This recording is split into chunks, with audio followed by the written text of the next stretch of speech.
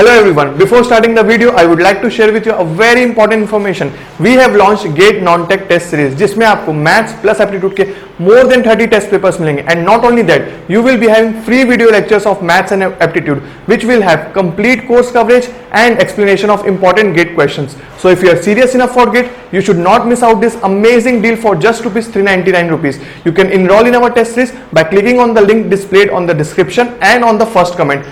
So now let's move to our topic discussion. तो अब हम पढ़ेंगे परसेंटेजेस एंड इट्स एप्लीकेशन के बारे में, राइट? तो देखिए, परसेंटेजेस एंड एप्लीकेशन में हमारा मेन फोकस किस में रहेगा? मिक्सचर्स और allegations and compound interest and simple interest.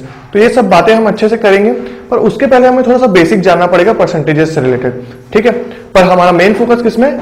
Mixtures and allegations और compound interest and simple interest में, क्योंकि इसमें मैक्सिमम क्वेश्चन हमको देखे गए हैं एग्जाम में, राइट? तो देखो, परसेंटेजेस में कैसे कैसे क्वेश्चन फ्रेम होते हैं. एकदम बेसिक लेवल की बात करूं तो, एकदम जीरो लेवल की बात करूं तो पाई चार्ट हो गया आपका, पाई चार्ट हो गया, और टेबल ग्राफ, टेबल हो गया, बार ग्राफ, ये सब क्वेश्चंस आपके आते हैं जिसको आप डाटा इंटरप्रिटेशंस के नाम से जानते हैं, ठीक है? तो एक वैरायटी ऑफ क्वेश्चन कहां देखते हैं आपको? डाटा इंटरप्रिटेशन में.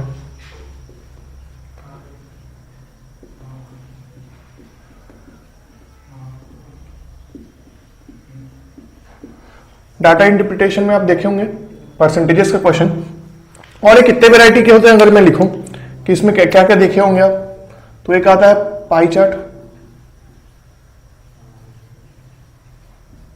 ठीक है? फिर किस फॉर्म का आता है? टेबल्स गिवन आता है, उसमें से आपको डाटा इंटरप्रिटेशन करना पड़ता है, ठीक है? या तो फिर किस फॉर्म का रहता है? आपको ग्राफ के फॉर्म का.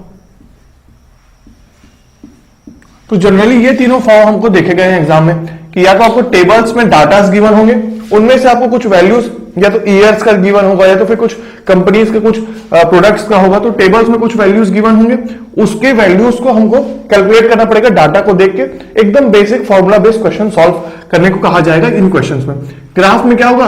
टेबल्स में जैसे डाटा डायरेक्टली गिवन रहता है, ग्राफ में हमको बार ग्राफ गिवन रहेगा, जिसकी वैल्यूज हम वाई एक्सिस में देख के कैलकुलेट करेंगे, और मतलब देख के आपको सिंपल समझ में आ जाएगा, और उसको भी फॉर्मूला देख के आप सॉल्व कर सकते हैं. तो ये दोनों पार्ट जो है ना, ये टेबल्स एंड ग्राफ, इस पे मैं ज्यादा डिस्कस नहीं करूंगा, क्योंकि ये बहुत इजी है, और आप इसको कभी भी कोई भी क्वेश्चन आप देखेंगे तो आपको लगेगा कि हाँ, इसको तो कोई भी सॉल्व कर सकते हैं, इसके लिए कोई बेसिक नॉलेज की जरूरत नहीं है आपको, ठीक है? तो आप कभी भी पेपर उठाएंगे तो आप इसको आराम से सॉल्व कर सकते हैं. एक दो एग्जाम्पल आप देख लेंगे. मैं इसमें थोड़ा सा बात करूंगा पाई चार्ट का. तो पाई चार्ट में मेरा थोड़ा सा बात क्या रहेगा कि इसमें आपको पता होना चाहिए कि 100% जो होता है वो किसके इक्वल होता है? 360 डिग्री के इक्वल होता है. ये मेन होगा, ठीक है? 100% इज इक्वल टू 360 डिग्री. मतलब कि क्या? जैसे कि वर्क एंड टाइम में 1 वर्क इज इक्वल टू 100% था, 1 वर्क इज इक्वल टू 100% था, वैसे ही 100% इज इक्वल टू 360 डिग्री होता है पाई चार्ट में. पाई चार्ट में किसको बोल रहा हूं कि आपका ये इस फॉर्म में दिया रहता है. आपको पता होगा, हम 9th-10th में ऐसे क्वेश्चन काफी किए, तो इस फॉर्म में आपके कुछ कुछ डाटास गिवन रहते हैं, ठीक है? ऐसे ऐसे.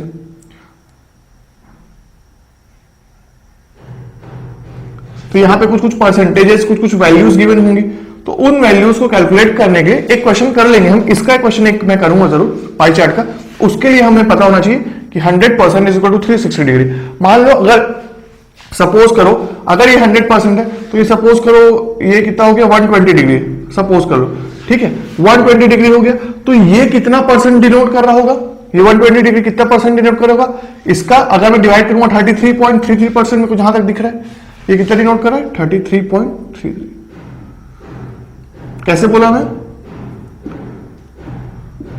देखो, 120 इंटू 3 इट इज 360, और अगर मतलब मैं डिवाइड करूं 360 divided by 3 is how much? 120 degree, and 100 divided by 3 is 33.33%. Similarly 90 degree से अगर मैं बात करूं तो 90 डिग्री कितना होगा आपका?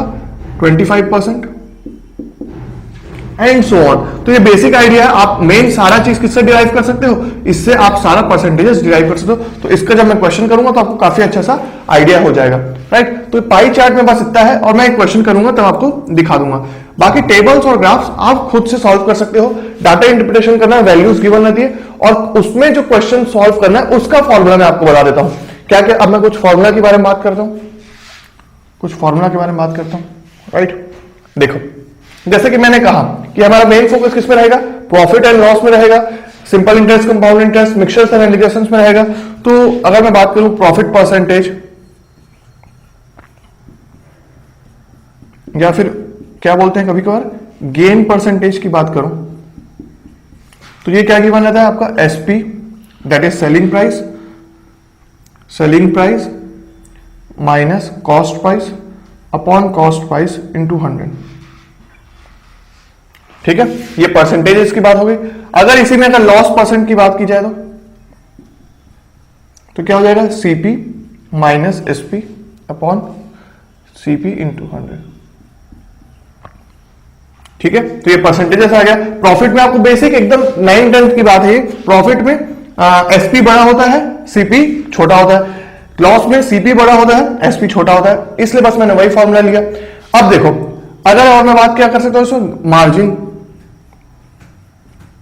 मार्जिन परसेंटेज कभी कभी क्वेश्चन पूछा जा सकता है। तो मार्जिन परसेंटेजेस क्या होता है, SP minus CP upon SP into 100। ठीक है, ये मार्जिन परसेंटेज हो गया। तो इससे थोड़ा थोड़ा बेसिक फॉर्मूला मैं देख लेता हूं, ये राइट। अब मैं क्या बोलने वाला हूं, अगर मैं क्वेश्चन कैसे पूछा जा सकता है, जैसे टेबल्स और ग्राफ में ही कभी कभी पूछते हैं, परसेंटेज चेंज बताओ। अगर मान लो डिफरेंट ईयर्स की प्रोडक्शन की वैल्यूज गिवन है, हर ईयर में कितना कितना प्रोडक्शन की है कंपनी, वो अगर गिवन है in the form of tables दे सकता है या तो ग्राफ गिवन है। अगर मुझसे पूछा जाए कि 2019 और 2020 के बीच में कितना परसेंटेज चेंज आया प्रोडक्शन में, तो मैं क्या करूंगा, सिंपल सा फॉर्मूला यूज करूंगा। कौन सा फॉर्मूला, कि percentage change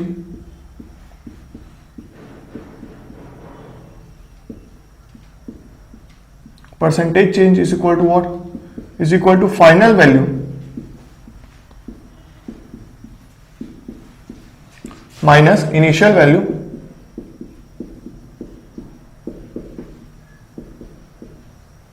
upon initial value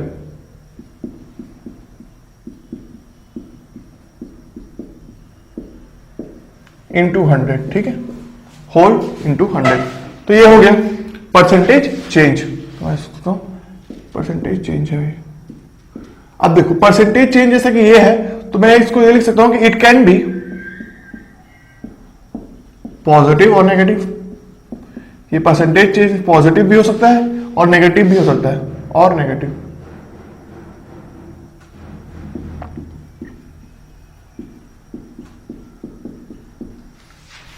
right. और क्या क्वेश्चन पूछा जा सकता है इसमें, अब देखो, कई बार कैसा आता है कि मान लो आपसे पूछा जाए कि अगर किसी प्राइस पे मल्टीपल डिस्काउंट गिवन हो, मतलब कि क्या, अगर मान लो कि एक पेन है, सपोज ये मार्कर ही समझ लो, इस मार्कर में मैंने सपोज करो मैंने अपना इसका 10% प्राइस बढ़ा दिया, मैंने 10% प्राइस बढ़ाकर किसी और को बेचा, अब उसने तीसरे को बेचा 20% कम करके, राइट। तो यहां पे हो क्या रहा है, सक्सेसिव परसेंटेजेस लग रहे हैं, मतलब कि सक्सेसिव परसेंटेज चेंज हो रहे हैं इसके प्राइस के ऊपर। मतलब कि मैंने 10% इसका प्राइस बढ़ा के भेजा, और दूसरा वाला जो इंसान था उसका 20% परसेंटेज कम करके भेजा, तो तीसरे वाले को कितने प्राइस में मिल रहा होगा।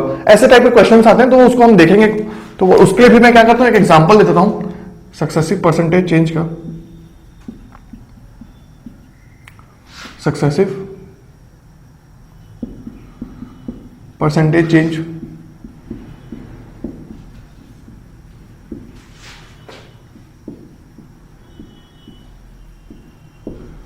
Successive percentage change.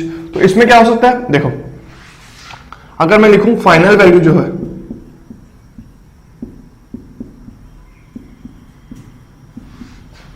राइट, वो क्या होगा, इनिशियल वैल्यू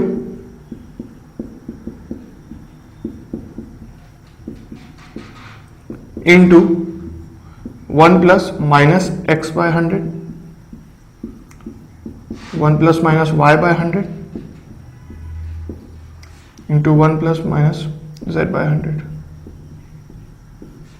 ठीक है, तो मतलब कि प्लस माइनस क्यों मैं दिखा रहा हूं कि अगर इंक्रीमेंट हुआ तो प्लस लूंगा, डिक्रीमेंट हुआ तो माइनस लूंगा।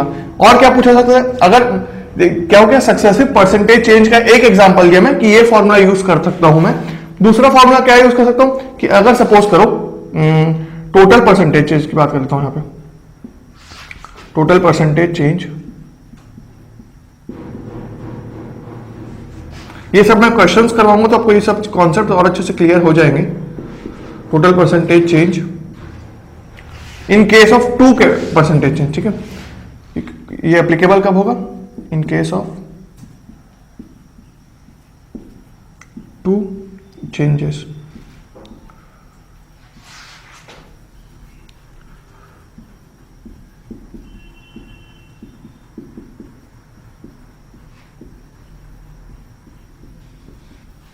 तो इस केस में क्या लिख सकता हूं मैं, ये हो जाएगा आपका plus minus a plus minus B plus minus A b by 100, right. तो ये हो गया आपका plus minus a plus minus B plus minus A b by 100। ये सब के क्वेश्चंस कराऊंगा तो ये आपका एक आइडिया हो गया परसेंटेज चेंज का, ठीक है। अभी मेरा मेन फोकस है थोड़ा थोड़ा फॉर्मूला के बारे में बात करने का, इसलिए मैं फॉर्मूला लिख लेता हूं पहले, उसके बाद मैं फिर इनका डिटेल डिस्कशन करूंगा,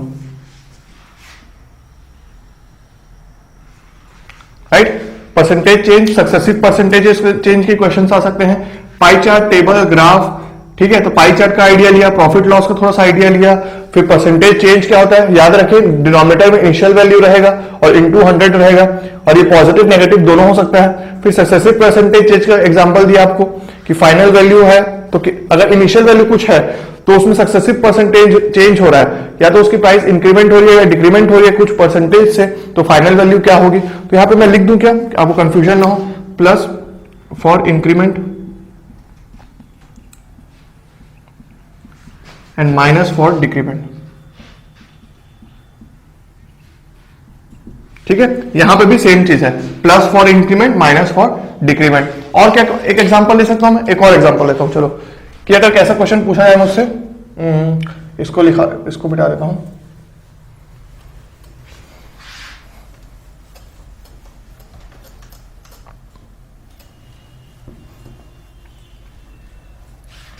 और परसेंटेज चेंज का एग्जांपल दे रहा हूं मैं एक यहां पे, देखो अगर ऐसा क्वेश्चन आया कि निकालो x% ऑफ y% ऑफ a पूछा जाए मुझसे, तो ये इक्वल होता है आपके y% of x% of a से, ठीक है। मतलब कि अगर पूछा जाए मुझे कि मतलब समझ लो कि 100 रुपीज का 20% लो और उसका 30% लो, तो उसके लिए आप क्या कर सकते हो, पहले 30% ले लो उसके बाद 20% ले लो, तो ऑर्डर चेंज कर सकते हो पर आपका परसेंटेज ओवरऑल रिजल्ट सेम रहेगा, राइट। तो यही बस मतलब था इसका। और क्या हो सकता है इसका, देखो 2x% ऑफ y, इसको लिखता हूं मैं ऐसे, x% ऑफ y% ऑफ a is equal to 2x% of y% of a by 2 is also equal to 2x% of 2y% of a by 4, ठीक है। मतलब कि आप जिसका परसेंटेज लेना है उसको अगर डिवाइड बाय 4 कर दोगे और दोनों जो परसेंटेज ले रहे हो, जैसे 10-10% लेने बोला गया है, तो आप क्या करो उस चीज का 1/4 कर दो और 20% लोगे तो भी सेम रिजल्ट आएगा। तो ये बेसिक आइडिया है आपका, इसको मैं क्वेश्चंस दिखा दूंगा। तो यहाँ पे मैंने फॉर्मूला डिस्कस कर लिया वैरायटीज ऑफ, ठीक है।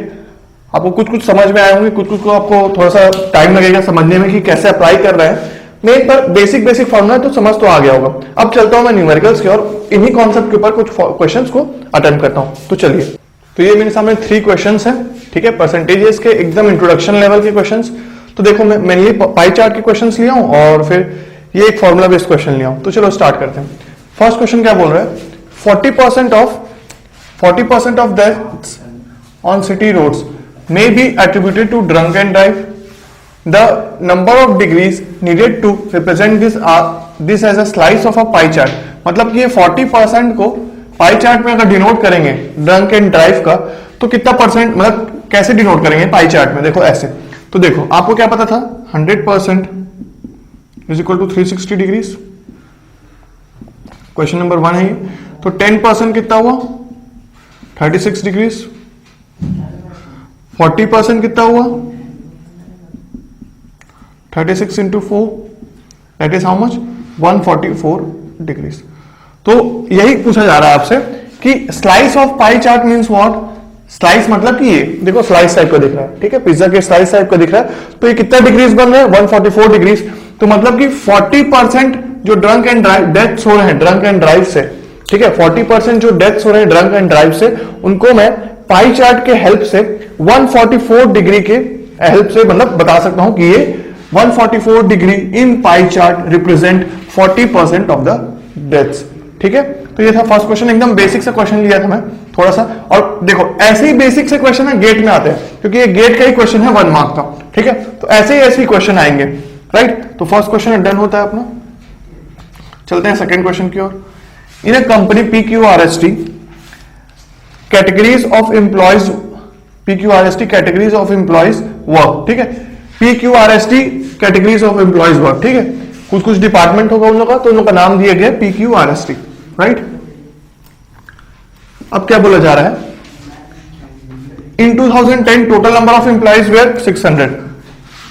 तो मैं यहां पे लिख देता हूं इन 2010 टोटल एम्प्लॉयज कितने हो रहे हैं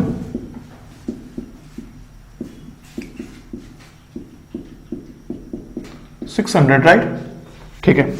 now from 2010 to 2016 number of employees increase by 15%, मतलब कि 2016 में टोटल एम्प्लॉयज कितने हो गए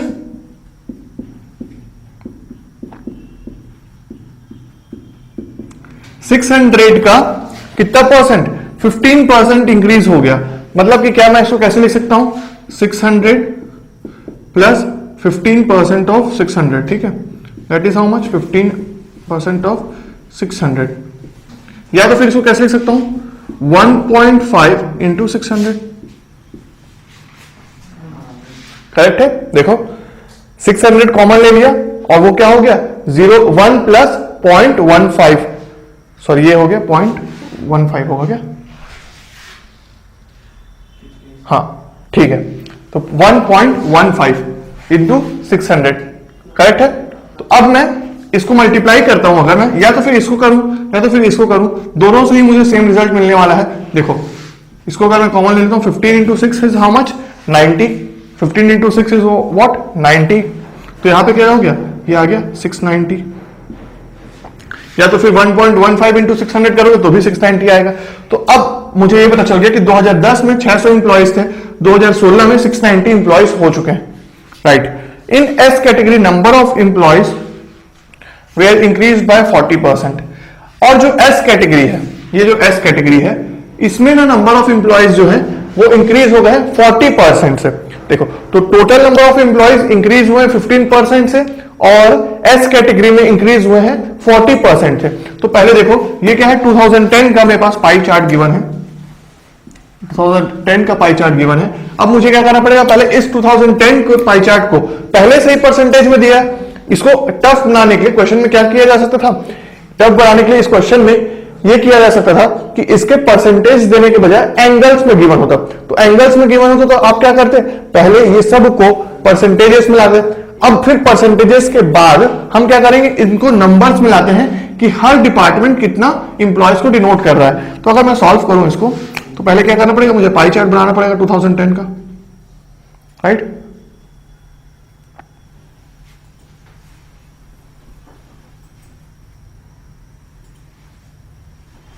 राइट तो ये हो गया। अब देखो 5% ऑफ 5% कितना हो रहा है, इसका अगर मैं 5% लूंगा तो देखो 10% कितना होता है 60 होता है, 5% कितना हो गया 30 हो गया, तो t is equal to 30, right. वैसे ही 20% अगर लूं तो मैं 20% p इज इक्वल टू 120, कैसे 10% होता है 60, 20% हो गया 120, ठीक है। तो P इज इक्वल टू 20% मतलब कि कितने 120 इंप्लॉइज, राइट। अब वैसे ही मैं 25% लू तो Q का हो गया 150 and then this goes R का भी 150 और S का भी 150। देखो अभी मैं प्रोपोर्शनली नहीं ड्रॉ कर रहा हूं, पर हमको वैल्यू से मतलब है, डायग्राम से नहीं, राइट। तो यहां से मैं पूरा, अब देखो क्वेश्चन में अगर टफ बनाना होता तो एंगल्स में गिवन होता तो एंगल्स में आप पहले परसेंटेजेस के फॉर्म में आते, परसेंटेजेस के बाद आप इसमें आते। मैं अभी क्या है, डायरेक्टली परसेंटेजेस में गिवन है तो हम डायरेक्टली इसमें आ गए हैं कि टोटल नंबर ऑफ एम्प्लॉयज हमको पता चल गया कि कैसे डिस्ट्रीब्यूट हो रहे हैं इन रिस्पेक्टिव कैटेगरीज, ठीक है।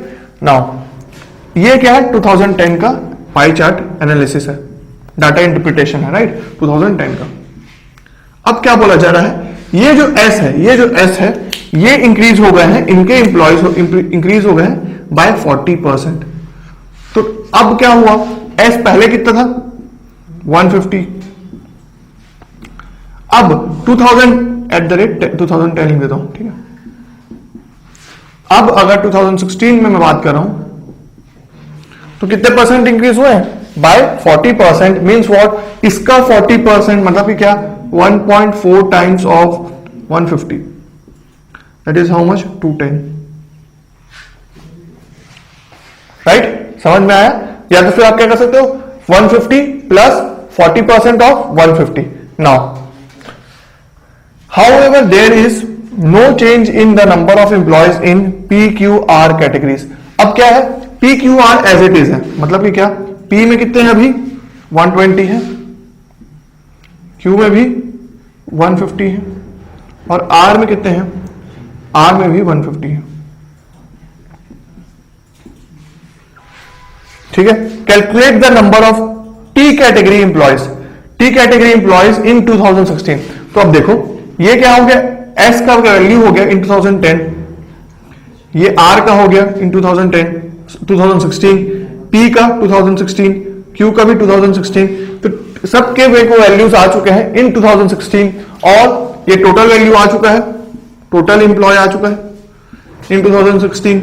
तो अब मैं क्या कर सकता हूं, इससे मैं निकाल सकता हूं कि कितने एम्प्लॉयज होंगे T में। कैसे, T में होंगे 690 माइनस टोटल माइनस कितने हो रहे हैं इसमें, देखो 120, 210 that is how much 330 plus 140 150 that is 430, 480, 580 and then 580 and कितना हो गया 630, ठीक है 630। तो ये कितना हो गया 60 एम्प्लॉयज, राइट। तो अब मुझे पता चला कि टी में आपके 60 एम्प्लॉयज हैं इन 2060, राइट। तो मैं कैसे, इसी को बोलता है डाटा इंटरप्रिटेशन, की जो गिवन होगा उसको लिए और एक एक करके बेसिक नॉलेज से सॉल्व कर लिए, राइट। तो मेरे को पता चल गया कि अब टी में 2016 में 60 एम्प्लॉयज है। तो अगर मुझे इस क्वेश्चन को एक्सटेंड करना होता, तो मैं क्या करता, मैं इसको कर देता एंगल्स के फॉर्म में और मैं number of calculate the number of T category employees की जगह क्या पूछता पता है, find the percentage change in the number of T category employees. तो परसेंटेज चेंज की अगर बात की जाती तो मैं क्या करता, परसेंटेज चेंज कैसे निकालता, final value is how much 60 minus initial value that is how much 30। T में पहले कितने थे 30 थे देखो, और अपॉन इनिशियल वैल्यू इनटू 100, तो कितना हुआ 100% चेंज, राइट। तो ये हो गया 100%, परसेंटेज चेंज कितना है 100%, ठीक है। तो मतलब कि इसी को बोलते हैं कि 2 टाइम्स हो गए आपके एम्प्लॉयज पहले से ज्यादा। वैसे ही अगर मेरे को और क्वेश्चन में करना था तो बाकी सबका भी परसेंटेज निकालता, तो यहाँ पे देखो 0% चेंज, 0% चेंज और यहाँ पे हो गया, ये तो 40% पहले से ही गिवन था। तो ये आइडिया है बेसिक पाई चार्ट का, राइट। तो सेकंड क्वेश्चन भी हो गया। थर्ड क्वेश्चन में देखता हूँ, बहुत बेसिक सा लिया हूं मैं क्योंकि गेट में आया हुआ है, राइट, इसलिए एक बार आइडिया ले लेते हैं उसका भी, थर्ड क्वेश्चन का।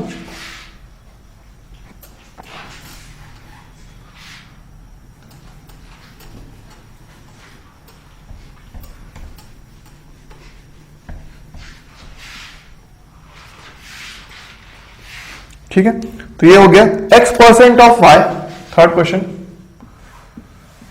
x% of y means what, x% of y is nothing but x into y, ठीक है, plus y% of x plus y% of x is equivalent to how much 2xy upon 100, इसको मैं क्या लिख सकता हूं 2/100 into XY, this implies was 2% of XY। ठीक है, तो ये आंसर है। बस ऐसे ही 1 मार्क के क्वेश्चन आते हैं आपके गेट में। तो इसके लिए क्या होना चाहिए, आपको बेसिक आइडिया पता होना चाहिए। जो मैं फॉर्मूला दिया एक लाइन का, वो अगर आइडिया आपको पता रहेगा तो इसको सोचने में आपको सॉल्व तो आप डेफिनेटली कर लोगे, ऐसे क्वेश्चन को सॉल्व तो डेफिनेटली कर लोगे। पर हाँ, हमको एप्टीट्यूड को सॉल्व ही नहीं करना है, हमको उसमें टाइम सेविंग भी करना है ताकि हम बाकी सब्जेक्ट्स पे भी टाइम बचा सकें, राइट। तो जब भी अगर आप थोड़ा सा भी पढ़ के जाते हो एप्टीट्यूड, थोड़ा सा भी प्रैक्टिस करके आते हो, ऐसे क्वेश्चंस देख के जाते हो, तो आप ना केवल सॉल्व करोगे क्वेश्चंस को बल्कि टाइम भी सेव करोगे। तो इसको देखो, बिना कैलकुलेट करके एक बार देख लिए सॉल्यूशन, अगली बार ऐसे क्वेश्चन देखोगे तो आपको पेन भी उठाने की जरूरत नहीं पड़ेगी, ऐसे ही सॉल्व कर लोगे।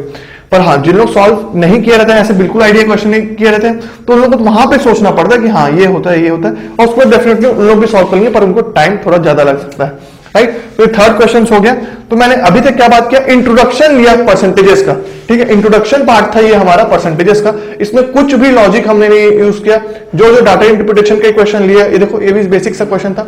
अब मैं क्या करता हूं, बेसिक ऑफ परसेंटेजेस के बारे में बात करता हूं।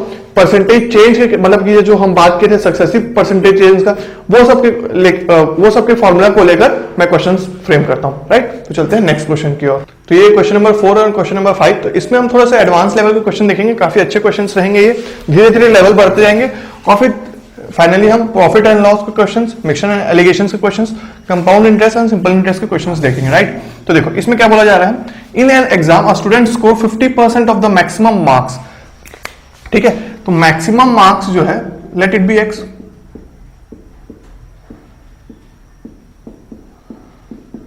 मैक्सिमम मार्क्स पी एक्स, और एग्जाम में उस बच्चे ने 50% ऑफ द मार्क्स स्कोर किया। मतलब कि क्या, मार्क्स स्कोर कितना हो गया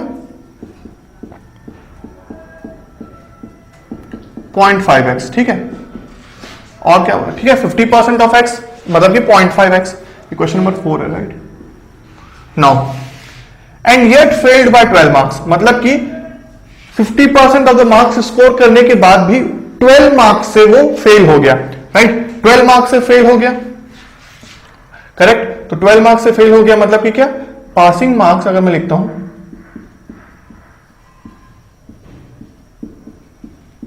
is equal to how much, 0.5x plus 12 marks, ठीक है।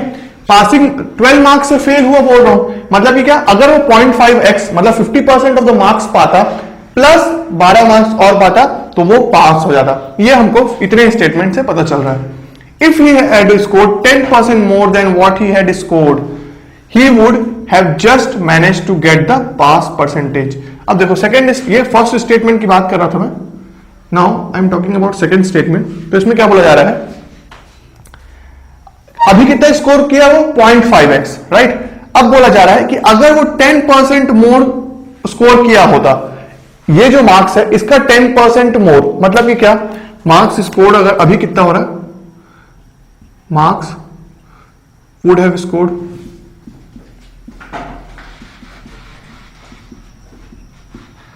कितना हुआ, 10% मोर मीन्स व्हाट, इंटू 1.1, ठीक है। क्या कर सकता हूं मैं, 0.5x प्लस 10% ऑफ 0.5x, मतलब उसको अगर मैं सॉल्व करूंगा तो इंटू 1.1 डायरेक्टली लिख सकता हूं, ठीक है। तो ये क्या हो गया, ये अपना हो गया अपना 0.55x, करेक्ट। अगर इतना मार्क्स पाया होता वो, he would have just manage to get the pass percentage, मतलब कि तब वो एग्जैक्टली जस्ट पास हुआ रहता, ठीक है, इतना मार्क्स पाता तो मैं क्या ये बोल सकता हूं कि ये है पासिंग मार्क्स मुझे मिला है, और ये अगर इतना पाया होता तो पास हो जाता। तो मैं अगर इन दोनों को इक्वेट कर दूं, इक्वेट करने से क्या होगा, 0.5x plus 12 is equal to 0.55x, this implies 0.05x is equal to 12। तो मतलब कि अगर मैं मल्टीप्लाई कर दूं इसमें कितना, आपका 100 से मल्टीप्लाई कर दूं तो 5x इज इक्वल टू 1200, तो x is equal to how much, अगर मैं कर रहा हूं यहां पे 240, ठीक है, तो x इज इक्वल टू 240 और यही पूछा गया हमसे what are the maximum marks of the paper. तो मैंने क्या बोला था कि मैक्सिमम मार्क्स मेरा था x और मेरे को यहाँ पे मैक्सिमम मार्क्स मिल गया, राइट। तो देखो एक एक स्टेटमेंट को अगर आराम से देखा जाए तो हम इजिली सॉल्व कर सकते हैं परसेंटेज के क्वेश्चंस को, ठीक है। तो पासिंग मार्क्स तब पहले केस में 0.5 मार्क्स पाया था, मतलब मैक्सिमम मार्क्स का 50% पाया था, अगर 12 नंबर और पाया होता तो पास हो जाता, जस्ट पास होता। वैसे ही अगर बोला जा रहा है कि अगर वो 50% पाया होता उससे 10% ज्यादा पाया होता तो वो कितना होता, तब वो जस्ट पास होता। अब देखो 10% ज्यादा, 10% more, that does not mean 60%, that does not mean 60%। क्यों? क्योंकि मार्क्स स्कोर उसका 0.5x था, उसका 10%, ठीक है। 50% ऑफ द मैक्सिमम मार्क्स का 10%, ठीक है, not 60% of the maximum marks. तो ये डिफरेंस था, तो यहां पे थोड़ा सा आपको ध्यान देना था, बाकी ये क्वेश्चन काफी अच्छा था और इजी था, राइट। अब चलता हूं मैं फिफ्थ क्वेश्चन की ओर। मीरा's expenditures and savings are in the ratio 3:2.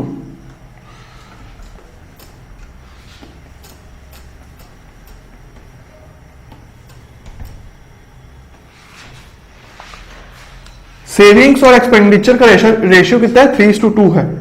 Her income increases by 10%, income को इंक्रीज कर दिया गया बाय 10%। अच्छा, दो बार स्टेटमेंट लिखा गया कि her income increases by 10%, her expenditure increases by 12%, उनका एक्सपेंडिचर इंक्रीज हो रहा है 12% से। By what percent does her savings increase, by what percent her savings increase.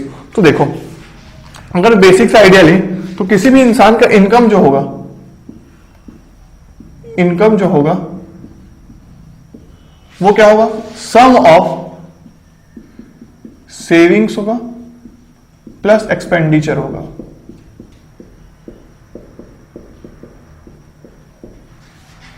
ठीक है, savings plus expenditure. Now savings मतलब क्या? जो पैसा बच गया, और एक्सपेंडिचर मतलब क्या? जो भी आपके खर्चे हैं, जो भी आप सामान ले रहे हो, उनमें जो पैसा जा रहा है वो आपका एक्सपेंडिचर हो गया। तो दोनों को ऐड करूंगा मैं तो मेरे पास टोटल इनकम आ जाएगा, ठीक है। जो टोटल इनकम होगा उसी को तो आप ना ऐसे डिवाइड करोगे, ठीक है। तो यहां पे ये हुआ। अब मुझे क्या बोला गया? Expenditure and savings are in the ratio 3:2। तो late income B x,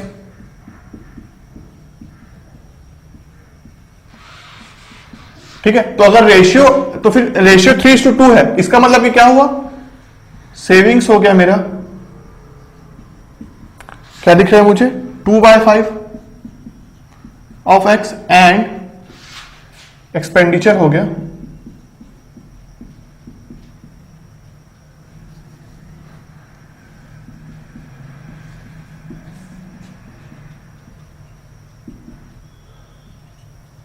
3/5 of x, ठीक है। Now her income increases by 10%, right. अगर मैं इसको ऐसे करूं कि ये पूरा रेशियो को देखो 2x और 3:2, तो अब देखो मैं क्या कर रहा हूं, ये देखो यहां पे 2/5x हो गया, 3/5x हो गया। तो इसको मैं क्या करता हूं, सिंप्लिसिटी के लिए मल्टीप्लाई कर देता हूं सबको इंटू 5, ठीक है। तो इंटू 5 मल्टीप्लाई कर देता हूं सिंप्लिसिटी के लिए, ताकि हमको फ्रैक्शन से डील ना करना पड़े। तो इसको इंटू 5 कर दूंगा, इसको इंटू 5 कर देता हूं, इंटू 5, और ये हो गया आपका इंटू 5, और ये हो गया इंटू 5, ठीक है। तो इसका मतलब कि क्या? इनकम हो गया आपका 5x, और सेविंग्स हो गया क्या?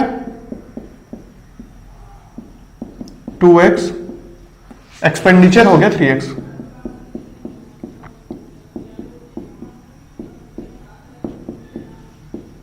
ठीक है। तो कभी भी आपको ऐसे टाइप का फ्रैक्शन दिखे तो उसको कोशिश कीजिए परसेंटेजेस या फ्रैक्शन में जाने के बजाय आप डायरेक्टली एलसीएम से मल्टीप्लाई करके उस परसेंटेजेस को हटा दें, ताकि आपको कैलकुलेशन पार्ट इजी हो जाए। तो यही चीज हमने किया था कि किसमें, अंडरस्टैंडिंग वर्क डन में भी यही सब चीजें किया था। अब देखो, अब अगर मैं परसेंटेजेस लूंगा तो इजी पड़ेगा, राइट। तो हर इनकम इंक्रीजेस बाय 10%। अब इनकम को इंक्रीज करना 10% से, तो न्यू इनकम मतलब कि लिखूंगा मैं, income new is how much? 1.1 into 5x, 5.5x हो गया ये, करेक्ट है। Now her expenditure increases by 12%, expenditure हो गया new,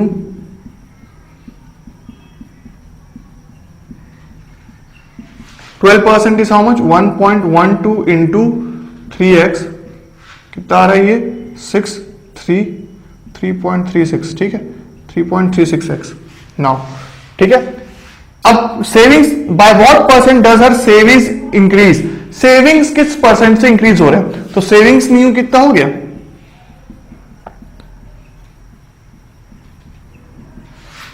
5.5x minus 3.36x is how much, 2.14x, right. अब अगर मेरे को परसेंटेज इंक्रीज निकालना है तो क्या पता है आपको, final value minus initial value upon initial value into 100 is how much, percentage increase, right. ये फॉर्मूला हमें पता है अच्छे से, तो इसी को अगर मैं अप्लाई करूं यहां पे तो क्या दिख रहा है मुझे, 2.14x, यहां पे नहीं लिखता, कहां पे लिखूंगा, उसको मिटा देता हूं ऊपर, यहां पे, तो यहां पे मैं लिख रहा हूं, देखो 2.14x percentage increase minus initial value how much, 2x and final again initial value 2x into 100, ठीक है। तो कितना आ गया ये 7% के इक्वल, ओके। तो ये आ गया मेरे पास परसेंटेज इंक्रीज, राइट। तो ये हो गया मेरा 5th क्वेश्चन भी डन। तो आपको आइडिया हो गया कि कैसे आपको लेना है ये क्वेश्चन परसेंटेजेस वाला। अब मैं क्या करूंगा, एक और डायरेक्ट क्वेश्चन, एक पैटर्न लेता हूं फॉर्मुलाज का, उसको डिस्कस करूंगा और फिर उन फॉर्मुला को कैसे अप्लाई करते हैं क्वेश्चंस में उसको डिस्कस करता हूं, ठीक है। तो मैं बोर्ड वाइप करता हूं और फिर उस फॉर्मुला को लिखता हूं और उसके बाद हम नेक्स्ट क्वेश्चंस को अटेम्प्ट करते हैं, राइट। चलिए, तो मैंने बोर्ड वाइप कर लिया, मैं चलता हूं फॉर्मुला लिखने। कुछ फॉर्मुला किस चीज का लिख रहा हूं मैं, देखो पैटर्न, देखो एप्टीट्यूड में होता क्या है कि हम जितने भी क्वेश्चंस आए हुए रहते हैं पहले एग्जाम्स में, उनका एक पैटर्न देखते हैं कि किस टाइप के क्वेश्चंस आ रहे हैं। उन क्वेश्चंस को जब हम देखते हैं, ऑब्जर्व करते हैं, तो उसका फिर हम लोग पैटर्न ड्रॉ करते हैं कि हाँ, इस क्वेश्चंस को मैं इस फॉर्मूला से या इस शॉर्टकट ट्रिक से जल्दी सॉल्व कर पाऊंगा। क्योंकि एप्टीट्यूड में क्या है, हमको टाइम सेव करना है, राइट। जरूरी नहीं कि आप सही आंसर ला रहे हैं वही काफी नहीं है, एप्टीट्यूड में आपको फास्ट भी करना है, ठीक है। तो इसीलिए हम कुछ जो अभी जैसा वैरायटीज ऑफ क्वेश्चन देखा मैं टाइम एंड वर्क का, और उससे पहले जो टॉपिक पढ़े उसका, फिर अभी परसेंटेजेस का भी काफी वैरायटीज ऑफ क्वेश्चन देखा। अब जो आगे क्वेश्चंस अटेम्प्ट करने वाला हूं उनके लिए भी मैं कुछ एक फॉर्मूलाज लिखता हूं। तो जैसे कि एग्जांपल लिखूं कि क्वेश्चंस, कुछ क्वेश्चंस का पैटर्न इस प्रकार हो, समझो कि four questions four cases as follows.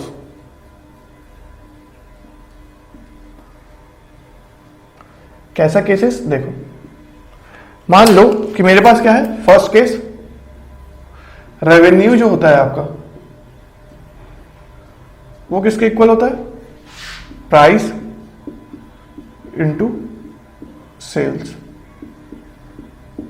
मतलब कि क्या, देखो किसी भी कंपनी की जो रेवेन्यू होती है वो डिपेंड करती है प्राइस इनटू सेल्स में, राइट। और भी बहुत सारे फैक्टर्स हैं, पर जस्ट फॉर टाइम बिंग हम कंसीडर करें कि सिर्फ 2 केसेस पे डिपेंड कर रही है। अब देखो, अगर मैं रेवेन्यू को कांस्टेंट रखता हूं, रेवेन्यू को कांस्टेंट रखता हूं और अपने प्रोडक्ट का प्राइस बढ़ाता हूं, तो डेफिनेटली सेल्स क्या होगा, डिक्रीज होगा। जैसे अगर आपको चाय पत्ती का प्राइस अगर मैं बढ़ा देता हूं तो हो सकता है कि जितने पहले कंज्यूमर्स थे वो कम हो जाए, राइट। तो वही सेल्स कम हो जाएगा। वहीं अगर मैं प्राइस को कम करता हूं तो सेल्स हो सकता है ज्यादा हो जाए। जैसे कि क्या, हम जो डिस्काउंट्स होता है कि कुछ भी ऑफर्स आते हैं तो उसमें हमारा सेल्स बढ़ जाता है, राइट। तो रेवेन्यू इस केस में कांस्टेंट है। सेकेंड एग्जांपल अगर मैं लेता हूं, यहां पे एरिया की बात करूं, एरिया ऑफ अ रेक्टेंगल ले लो जो कि होता है length into breadth.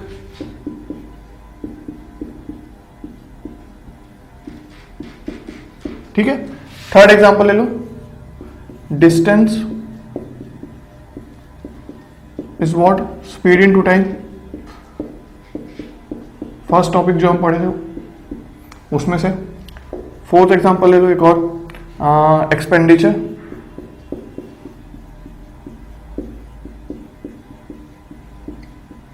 Is equal to price into consumption.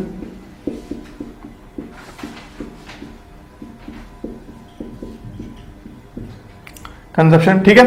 ये भी सेम चीज है, दोनों रेवेन्यू और ये फर्स्ट और फोर्थ पॉइंट सेम ही है, बस टर्मिनोलॉजीज अलग अलग है, मतलब कि बोलने का तरीका अलग है, बाकी और कुछ नहीं है, ठीक है। रेवेन्यू मतलब एक्सपेंडिचर ही, सेल्स मतलब कंजप्शन ही, राइट। ये अब मैं बात करता हूं फिफ्थ का। रेवेन्यू जो है और ये सेल्स जो है, ये दोनों किस पॉइंट ऑफ व्यू से बोल रहा हूं मैं? कंपनी के पॉइंट ऑफ व्यू से बोल रहा हूं ना, कि कंपनी का रेवेन्यू और कंपनी का सेल्स, अगर कंपनी किसी प्रोडक्ट का प्राइस बढ़ाती है तो उस कंपनी के सेल्स कम हो जाएंगे। और ये जो एक्सपेंडिचर प्राइस इनटू कंजप्शन है, ये कंज्यूमर पॉइंट ऑफ व्यू से, कि अगर किसी प्रोडक्ट का प्राइस बढ़ गया तो हम उस चीज को कम कंज्यूम करने लग जाएंगे, अगर एक्सपेंडिचर को कांस्टेंट रखना है तो, राइट। अब देखो फिफ्थ पॉइंट में ले रहा हूं, सपोज करो if A is greater than B, ठीक है। अगर ए बी से बड़ा है और मैं बोल दूं कि ये इस बी से इस फ्रैक्शन में बड़ा है, ठीक है, मतलब सपोज करो कि it is 50% more than B, A is 50% more than B, तो अगर मैं पूछूं then how much less is B from A,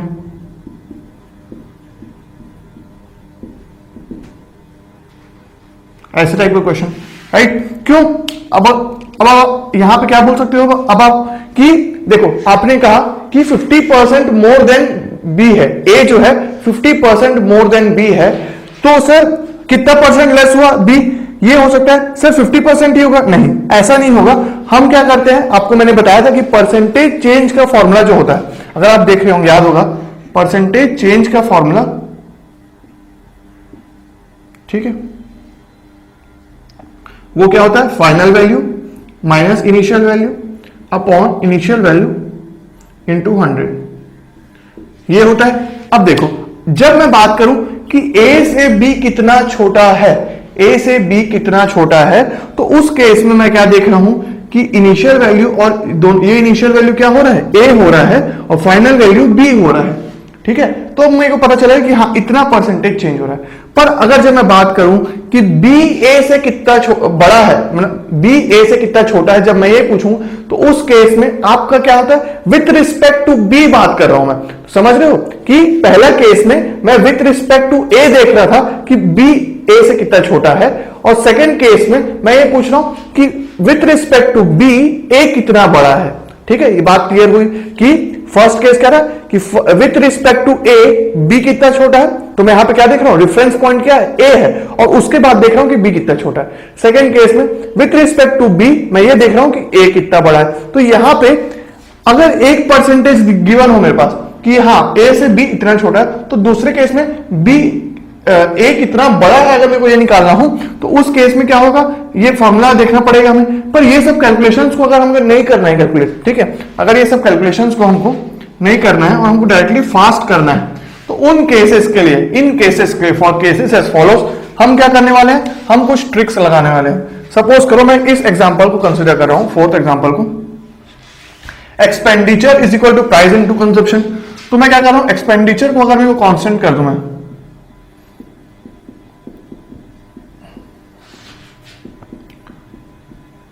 constant, expenditure हो गया कांस्टेंट, और अगर मैं प्राइस और ये हो गया कंजप्शन,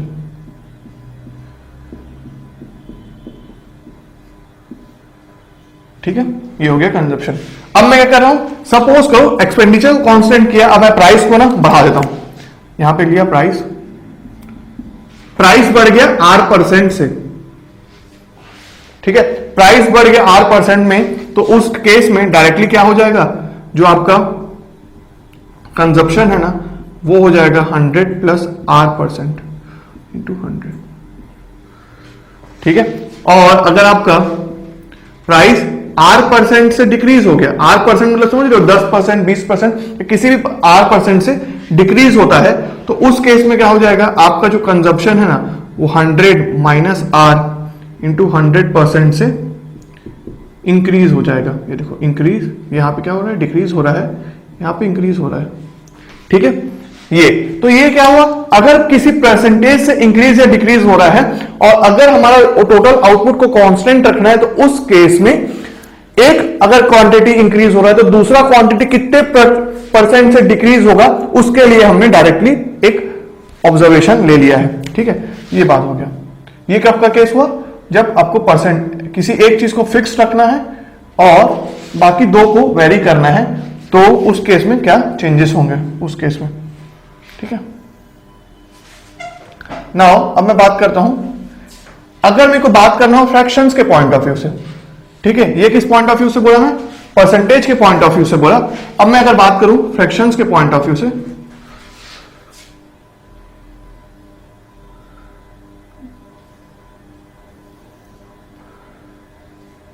तो इस केस में मैं क्या ले सकता हूं, देखो फ्रैक्शंस के पॉइंट ऑफ व्यू में अगर देखो यहां पे ये एक एग्जांपल ले लिया, ये केसेस ले लिया, मैं एग्जांपल के तौर पे रखा हूं कि ऐसे केसेस पे हम ऐसे फॉर्मूला यूज करेंगे। अब मैं इस चीज को मिटाता हूं, यहां पे मैं लिखता हूं कि आपका क्या होने वाला है। ठीक है, फ्रैक्शंस के केस में तो वहां पे भी एक मैं ट्रिक दे देता हूं, तब जब हम उस क्वेश्चंस को अटेम्प्ट करेंगे, इस काइंड ऑफ क्वेश्चंस को, तो हम देखेंगे कि इन फॉर्मूलाज को मैं कैसे अप्लाई कर रहा हूं। तो देखो, अगर मैं y एक्सिस पे लिखता हूं, आपका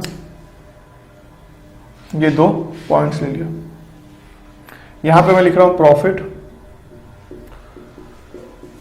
मोर इंक्रीज या फिर पॉजिटिव वैल्यूज। ठीक है, और इसमें यहां पे लिख रहा हूं लॉस लेस फिर डिक्रीज और नेगेटिव वैल्यूज। ठीक है, तो जैसा कि मैंने एग्जांपल दिया था कि a अगर b से बड़ा है, वो वाला एग्जांपल जो दिया था उसमें अगर मैं परसेंटेज के बजाय फ्रैक्शंस में बात करूं तो उस केस में हमारा क्या होगा वो देखना है पूरा, राइट। तो ये देखो, अगर मेरा पॉजिटिव में x बाय वाई है, तो ये जब नेगेटिव इधर आएगा तो ये हो जाएगा x upon y plus x. Same चीज हो रहा है, देखो ना, अगर ये x बाय वाई था पहले, अब यहां पे अगर x बाय वाई हुआ तो ये मैं पहले लिख लेता हूं, फिर आपको समझाता हूं, x upon y minus x, right. ये हो गया, हाँ, तो ये फ्रैक्शंस हो गए। ये क्या हुआ, जब हम लॉस से पॉजिटिव में जा रहे हैं, जैसे कि अब मैं एग्जांपल लेता हूं a और b का। ठीक है, अब देखो, अगर a आपका बड़ा है b से, ठीक है, a is greater then b, और मैं अगर ये बोलूं कि a is this much bigger than b, a is this much greater than b, then how much is b less than a। तो उसमें क्या करोगे, अगर मैं बोलूं कि आपका जो a है, मान लो a is,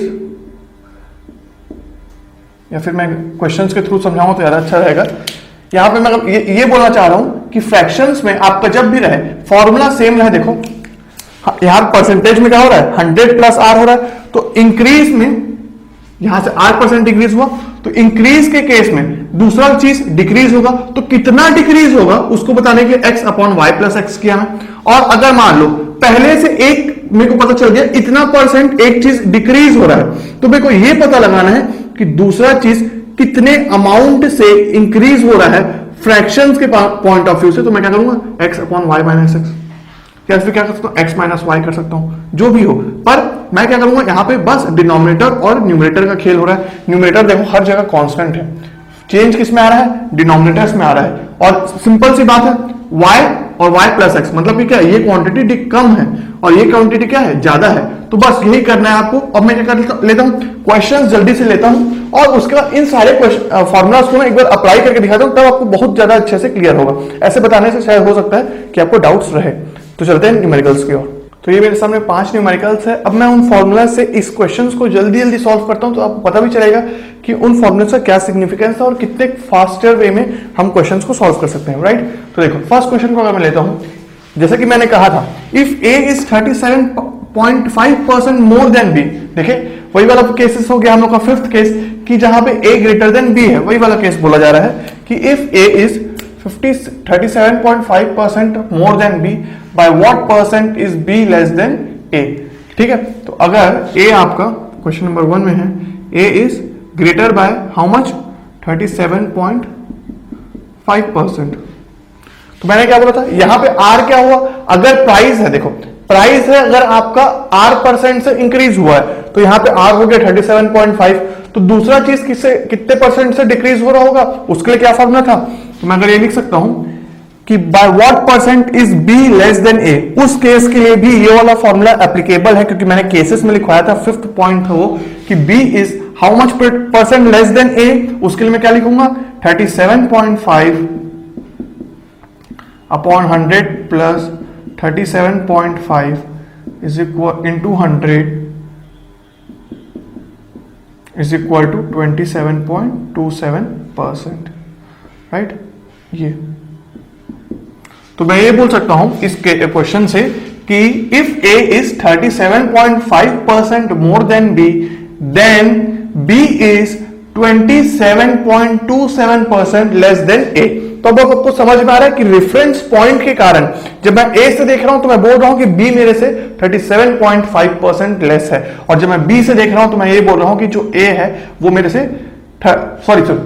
more than B। तो जब मैं B से देख रहा हूं तब मैं बोल रहा हूं कि A जो है मेरे से 37.5% मोर है, और जब मैं A से देख रहा हूं तो मैं ये बोल सकता हूं कि 27.2% B मेरे से लेस है। ठीक है, तो ये चीज है कि यहां पे आपको डायरेक्टली फॉर्मूला से मैंने देखा कि this is B is this much less, 27.27% less, right. तो अभी क्या कीजिए, आप पता है क्वेश्चन, पांचों क्वेश्चन को मैं सॉल्व करता हूं, आप बस वो फॉर्मूला पेज को अपने सामने रखे रहिए और देखिए कैसे अप्लाई करते आ रहा हूं कॉन्सेप्ट को, और उसके बाद आप सॉल्यूशंस नोट करेंगे। सेकंड क्वेश्चन की ओर चल रहा हूं। इफ प्राइसेस डिक्रीज बाय 25%, तो प्राइस जो है डिक्रीज हो रहा है 25% से, by what percent can consumption increase without affecting the expenditure. तो आपको पता है expenditure is equal to price into consumption, अभी हमने फॉर्मूला देखा। तो अगर ऐसा है प्राइस हो रहा है डिक्रीज, तो दूसरा क्वांटिटी अगर इसको कांस्टेंट रखना है तो डेफिनेटली कंजप्शन इंक्रीज होगा। ठीक है, अगर चाय पत्ती का दाम कम हो रहा है तो आप डेफिनेटली ज्यादा परचेस करोगे, तो कंजप्शन इंक्रीज हो गया तो कितने परसेंट से इंक्रीज होगा, उस केस में मैं लिख सकता हूं consumption will increase by 25% upon 100 minus 25% into 100। ठीक है, इसको परसेंट नहीं रहता, इसको ऐसे है दो। ठीक है, राइट, तो ज्यादा क्लियर होगा। देखो अगर आपको याद करने में दिक्कत होगा फॉर्मूला को, तो आप क्या कर सकते हो, डेफिनेटली अगर मैं डिनोमिनेटर को बढ़ाऊंगा तो आपका ओवरऑल चीज कम होगा। अगर मैं कंजप्शन को मेरे को बढ़ाना है तो डेफिनेटली मेरे को डिनोमिनेटर को कम करना पड़ेगा, राइट। तो इससे आपको समझ में आ जाएगा बेसिक कि इंटू 100 किया मैं तो कितना आया ये सॉल्व करने पे, consumption will increase by 33.33%, right. तो अगर एक्सपेंडिचर मेरा कांस्टेंट है और प्राइस डिक्रीज हो रहा है 25% से, तो कंजप्शन जो है वो इंक्रीज करेगा 33.33% से। वैसे ही अगर ए है, अब ये वाला क्वेश्चन देखा हमने, अब देखो अब मैं क्या करता हूं, इस चीज को परसेंटेज वाली चीज को जो मैंने दूसरा फॉर्मूला दिया था फ्रैक्शंस वाला, उस केस से अगर आपको समझाने की कोशिश करूं तो मैंने क्या बोला था कि जो भी आपका पॉजिटिव सेंस होगा वो ऊपर रहेगा और नेगेटिव सेंस रहेगा वो नीचे रहेगा। ठीक है, तो जितना भी नेगेटिव सेंस था उसको मैं नीचे लिख रहा हूं और जो पॉजिटिव सेंस है उसको ऊपर कर रहा हूं।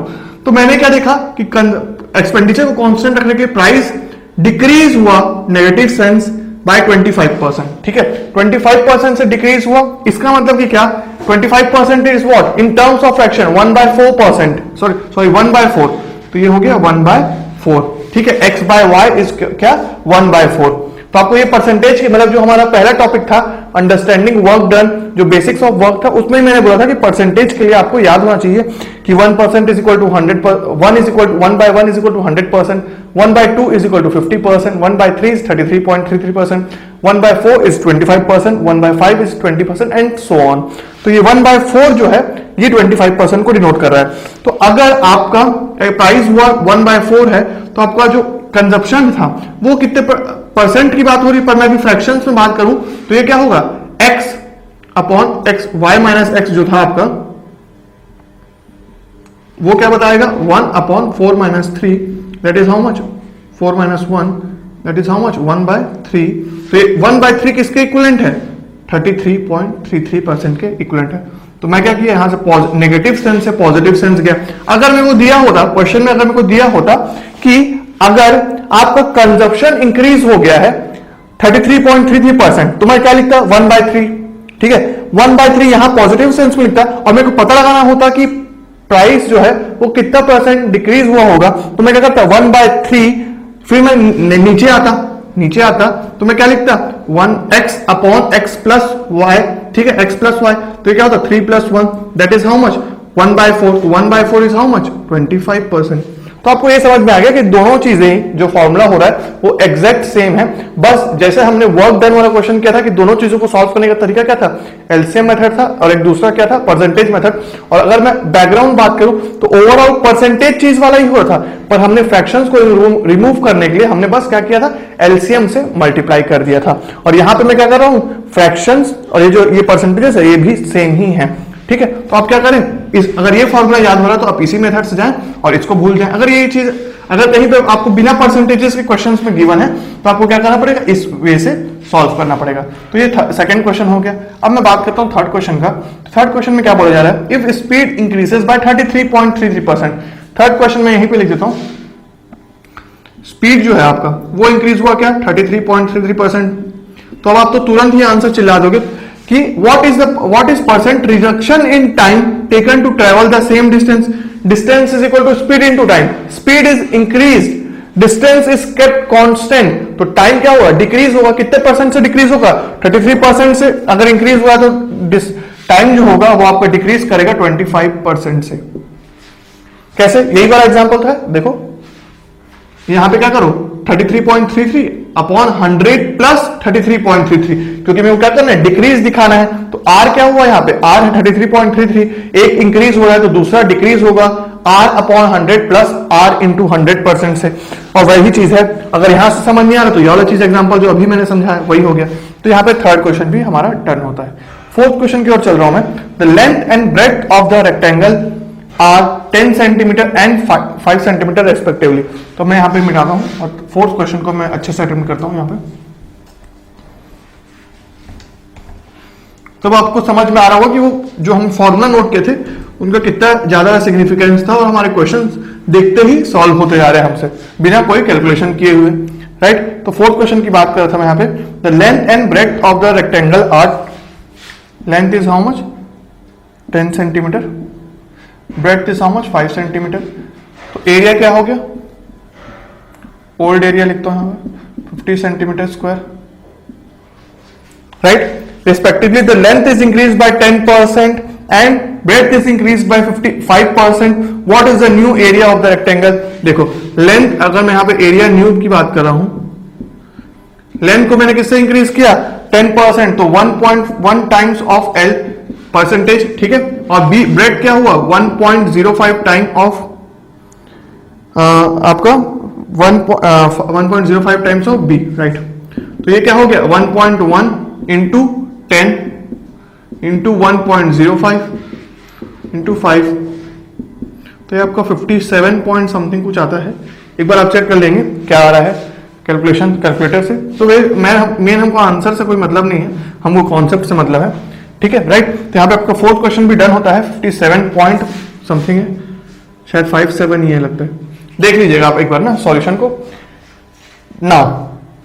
तो इसमें तो कोई परसेंटेज कॉन्सेप्ट आया नहीं, इसमें हमने क्या किया डायरेक्टली ये बोला गया 5% से इंक्रीज हुआ, 10% से इंक्रीज हुआ, तो ओवरऑल एरिया क्या है वो भी इंक्रीज हो जाएगा, वो भी इंक्रीज हो जाएगा, ठीक है। तो यहाँ पे डायरेक्टली मल्टीप्लाई किया, यहाँ पे इंक्रीज डिक्रीज वाला केस नहीं आया, पर हमको बेसिक परसेंटेज का आइडिया होना चाहिए, इसलिए मैंने इस कॉन्सेप्ट को चुना। Now I am talking about fifth question, question number 4, question number 5। देखो the radius of a circle has increased by 20%। Radius of a circle, area की अगर मैं देखो क्या क्या पूछा है, सरकमफ्रेंस की बात हो रही है, एरिया की बात हो रही है। सरकमफ्रेंस की बात करूं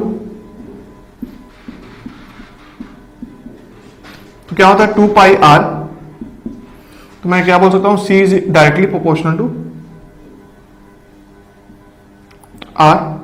और यहां पे देख रहा हूं एरिया की अगर बात करूं तो पाई r स्क्वायर होता है, तो मुझे यहां पे दिख रहा है कि area is directly proportional to r square, correct है। Now it is saying that 20% से आपका एरिया इंक्रीज हो गया, सॉरी 20% से आपका रेडियस इंक्रीज हुआ, क्योंकि C अगर आपका डायरेक्टली प्रोपोर्शनल टू R है तो आर अगर 20% इंक्रीज हुआ, बाकी ये क्या चीज है, ये तो कांस्टेंट है भाई, ये तो कांस्टेंट है, तो डायरेक्टली मतलब मैं क्या बोल सकता हूं, circumference will also increase by 20%।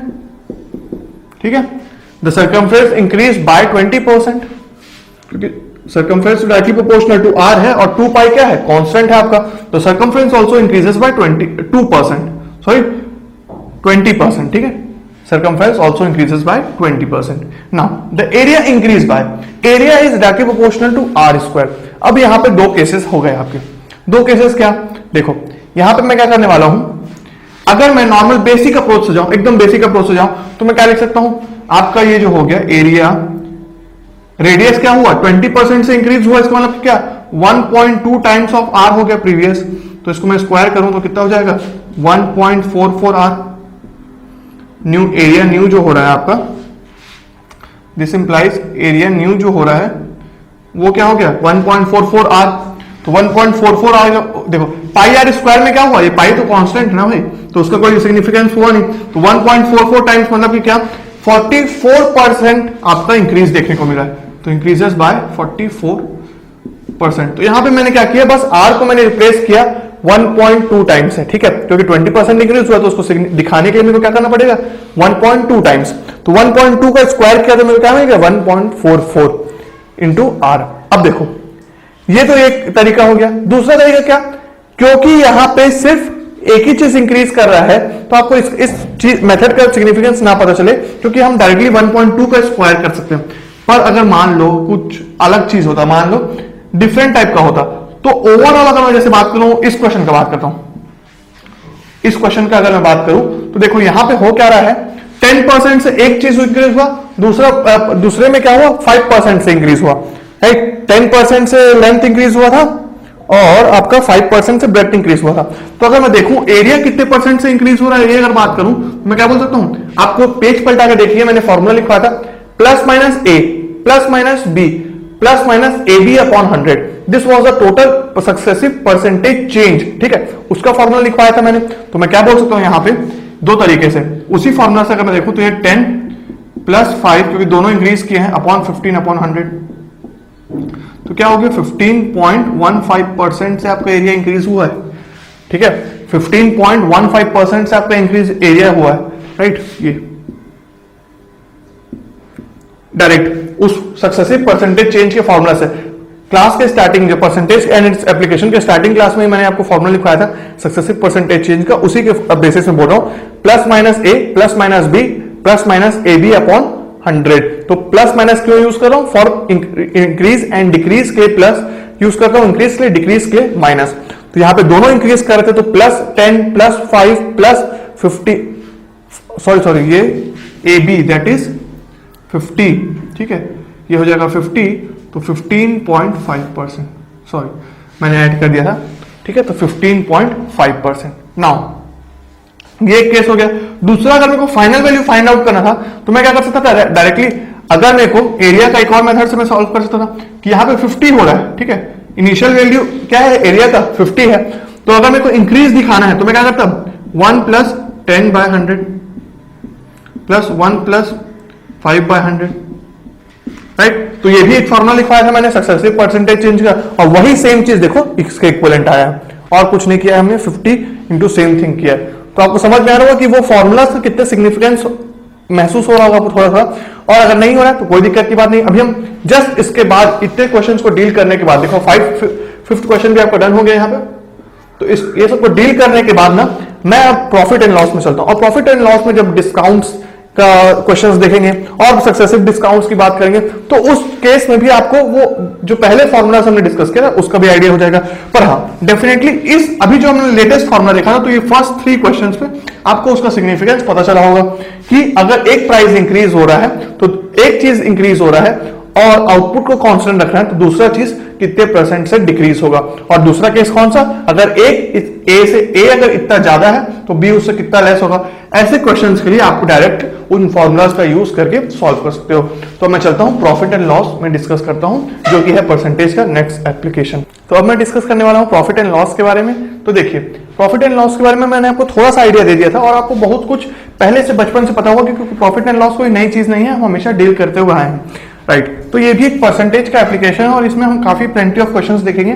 कुछ तो मैंने लिख के रखे हैं, पर उससे पहले मैं कुछ बातें डिस्कस कर लेता हूं। जैसे कि क्या, फर्स्ट पॉइंट अगर मैं देखूं एमआरपी, ठीक है, इसका मतलब क्या होता है? Max retail price. Max retail price, इसी को क्या बोलते हैं? ओरिजिनल प्राइस भी कब बोलते हैं?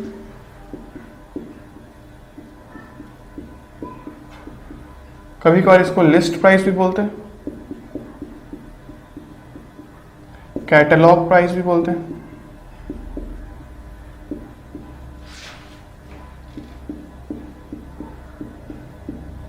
ठीक है, और मार्क्ड प्राइस भी बोलते हैं।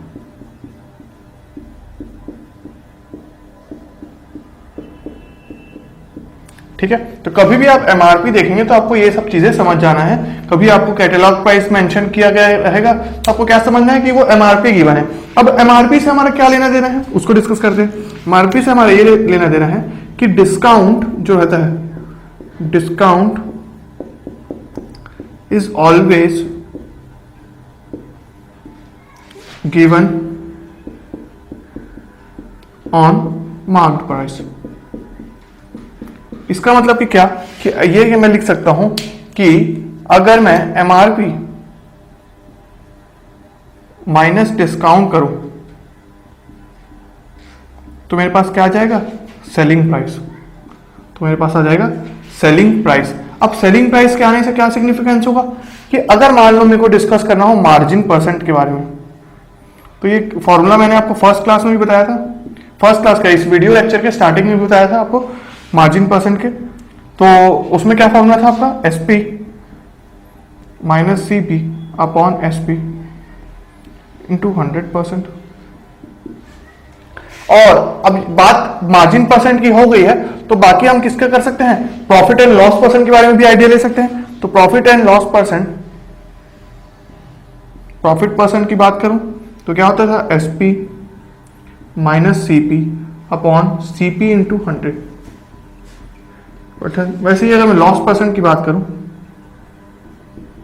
तो उस केस में क्या होता था? CP is greater then SP upon CP into 100। तो ये मेरे पास आ गए, ये कुछ टर्मिनोलॉजीज आ गई।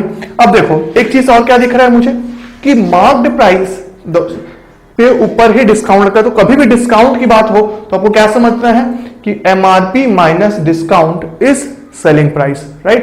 तो डिस्काउंट से हम, अगर हमारे पास एमआरपी है तो उससे हम सेलिंग प्राइस निकाल सकते हैं। नेक्स्ट थिंग क्या डिस्कस किया मैंने कि सेलिंग प्राइस के ऊपर ही मार्जिन परसेंट निकलता है। देखो डिनोमिनेटर में सेलिंग प्राइस है, राइट। नेक्स्ट थिंग क्या है कि प्रॉफिट और लॉस परसेंट जो भी होता है हमारा, दोनों के दोनों कॉस्ट प्राइस पे ही कैलकुलेट होते हैं। मार्जिन परसेंट सेलिंग प्राइस पे, profit and loss percent cost price पे, राइट। तो ये कुछ बातें हो गई। अब मैं क्या करता हूं, डायरेक्टली क्वेश्चंस को अटेम्प्ट करता हूं और उसके साथ साथ ही हम कॉन्सेप्ट्स देखते जाएंगे, ठीक है। तो फर्स्ट क्वेश्चन को डिस्कस करता हूं पहले मैं। आई होप आपने ये सब लिख लिया हो।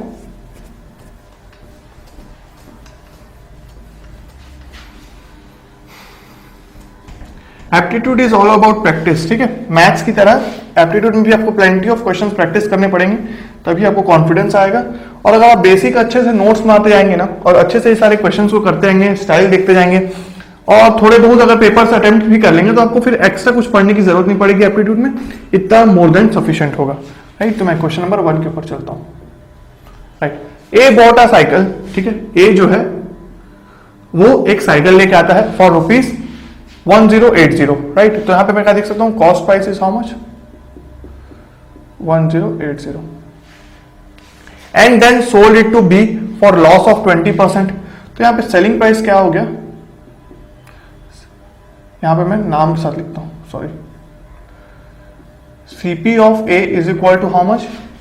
1080 ना, हाँ, rupees 1080 and SP of A is equal to CP cost price of B के, क्योंकि ए क्या कर रहा है, बी को सेल कर रहा है at a loss of 20%। Loss of 20% मतलब ये क्या, इसका 0.8। अगर मैं क्या लिख सकता हूं यहां पे, देखो लॉस एकदम सिंपल प्लेन भाषा में समझाओ तो इसको मैं क्या कर सकता हूं, देखो यहां पे लॉस है 20%, और सीपी आपको कितना, सीपी ऑफ ए कितना है 1080, तो 1080 माइनस एसपी अपॉन 1080 इंटू 100। तो मेरे को क्या दिख रहा है यहां से कि 1.2 हो गया, ये 100 को अगर मैं इधर ले गया 0.2 हो गया, तो 0.2 into 1080 minus is equal to 1080 into SP. ठीक है, तो एसपी अगर मैं निकालता हूं तो एसपी मेरे पास क्या निकल रहा है 1080, इसको मैं इधर लेके आ गया और ये हो गया 0.2 इंटू 1080। इसका मतलब कि क्या 1080 can be directly written as into 0.8।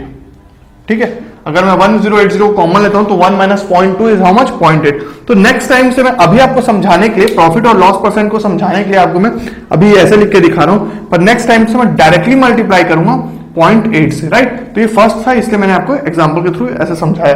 तो मैं क्या लिख सकता हूं यहां पे कि आपका अब यहां पे हमारे पास आ चुका है कॉस्ट प्राइस कितना हो रहा है, कॉस्ट प्राइस ऑफ बी और सेलिंग प्राइस ऑफ ए दोनों सेम है, किसके इक्वल हो रहे हैं वो 0.8 into 1080, right.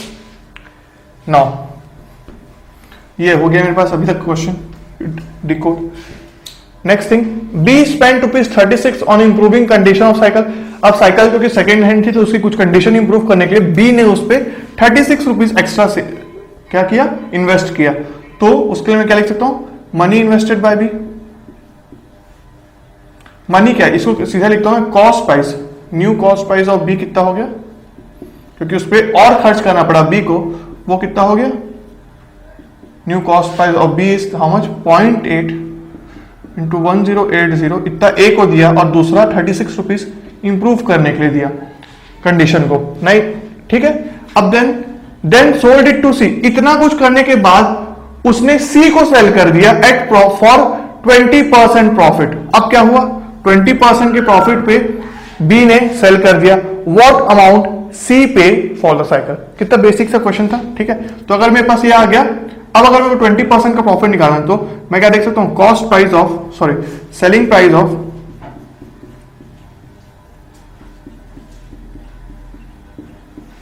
Of B is equal to cost price of C. ठीक है, और वो किसके इक्वल है 0.8 इंटू 1080 प्लस 36 इंटू 20% का प्रॉफिट। लॉस हो रहा है तो क्या किया मैंने, माइनस किया था। प्रॉफिट हो रहा है तो क्या लिखूंगा मैं, डायरेक्टली 1.2 लिख देता हूं यहां पे। ठीक है, डायरेक्टली 1.2 लिख दिया तो किसके इक्वल आ गया, अगर मैं यहां पे चेक कर रहा हूं तो कैलकुलेटर से कैलकुलेट कर लेते हैं इस वैल्यूज को। तो 0.8 plus into 1080 plus 36 900 into 1.2 that is 1080 ही आ रहा है मेरे पास, तो फिर से वापस। ठीक है, तो ये हो जा रहा है 10। एक बार कैलकुलेशन आप चेक करेंगे, मेरे पास 1080 रुपीज ही वापस आ रहा है। तो मैं क्या देख रहा हूँ, ठीक है, 0.8 इंटू 1080 प्लस 36 1.2 1080। एक बार चेक करते हैं कि 20% प्रॉफिट हो रहा है कि नहीं, किसको, बी को 20% प्रॉफिट होना चाहिए। कॉस्ट प्राइस ऑफ बी कितना हो रहा है यहाँ पे, कॉस्ट प्राइस ऑफ बी मेरा आ गया था 0.8 into 1080 plus 36 is how much 900। ठीक है, तो ये इक्वल टू हो गया। अभी पेन निकल गया, ठीक है, एक मिनट, पेन निकल गया है, इसको मैं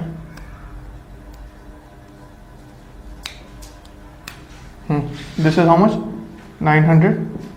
तो ये 900 हो गया। अब मैं चेक करता हूँ कॉस्ट अपना प्रॉफिट परसेंट को, तो प्रैक्टिस भी हो जाएगा एक बार। तो ये हो जाएगा 1080 minus 900 upon 900 is how much, that is 20%। ठीक है, तो ये आपका क्वेश्चन नंबर 1 हो गया। बेसिक्स आइडिया था, बच्चों के लेवल का क्वेश्चन था ये, कि एक एक करके cost price selling price, cost price selling price निकाला था। तो मेरे को आइडिया हो गया कि कैसे मेरे को डील करना है। तो ये क्या था, आपका कॉन्सेप्ट रिकॉल करने के लिए था कि आप जो पहले सीखे होंगे कॉन्सेप्ट उनको अप्लाई करने का, कॉस्ट प्राइस और सेलिंग प्राइस का। अब मैं चलता हूं क्वेश्चन नंबर 2 के ऊपर। तो अब क्वेश्चन नंबर 2 में देखते हैं हम क्या बोला जा रहा है। क्वेश्चन नंबर 2 देखता हूं मैं यहां पे।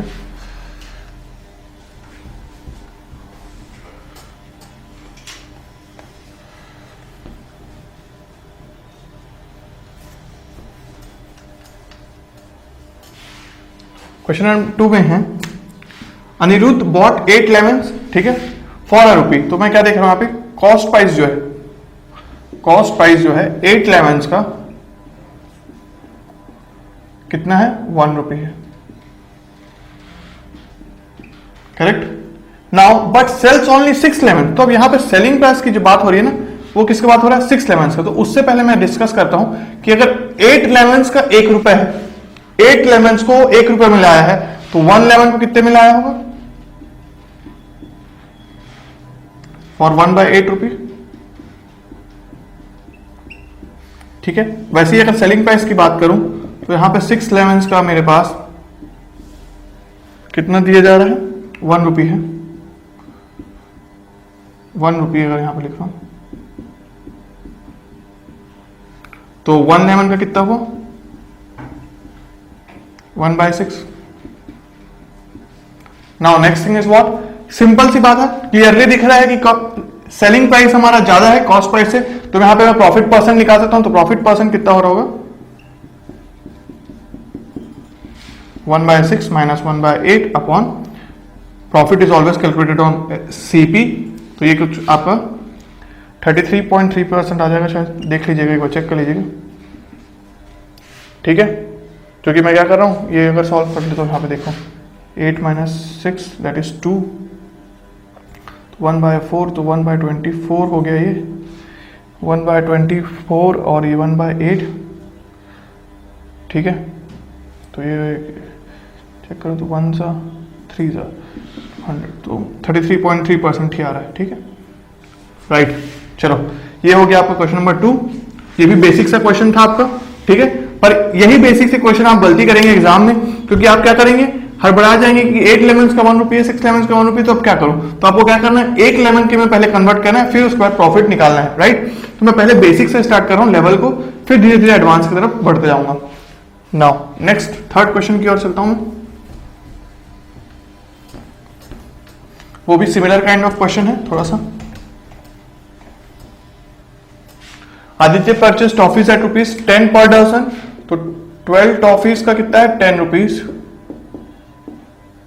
Cost price, and sells them for 12 for every 10 toffees, ठीक है। तो 1 टॉफी का मैं क्या बोल सकता हूं यहां पे, 10/12 हो गया। सिमिलरली सेलिंग प्राइस की बात हो रही है अगर यहां पे, तो आप देख सकते हो 12 टॉफी फॉर एवरी, सॉरी, तो 10 टॉफी का यहां पे बोला जा रहा है 12 रुपीज। तो यहां पे मैं फिर से क्या करूंगा, 1 टॉफी का कितना हुआ, 12/10 रुपीज। तो फिर से क्या आ जाएगा, प्रॉफिट परसेंट आपका आ जाएगा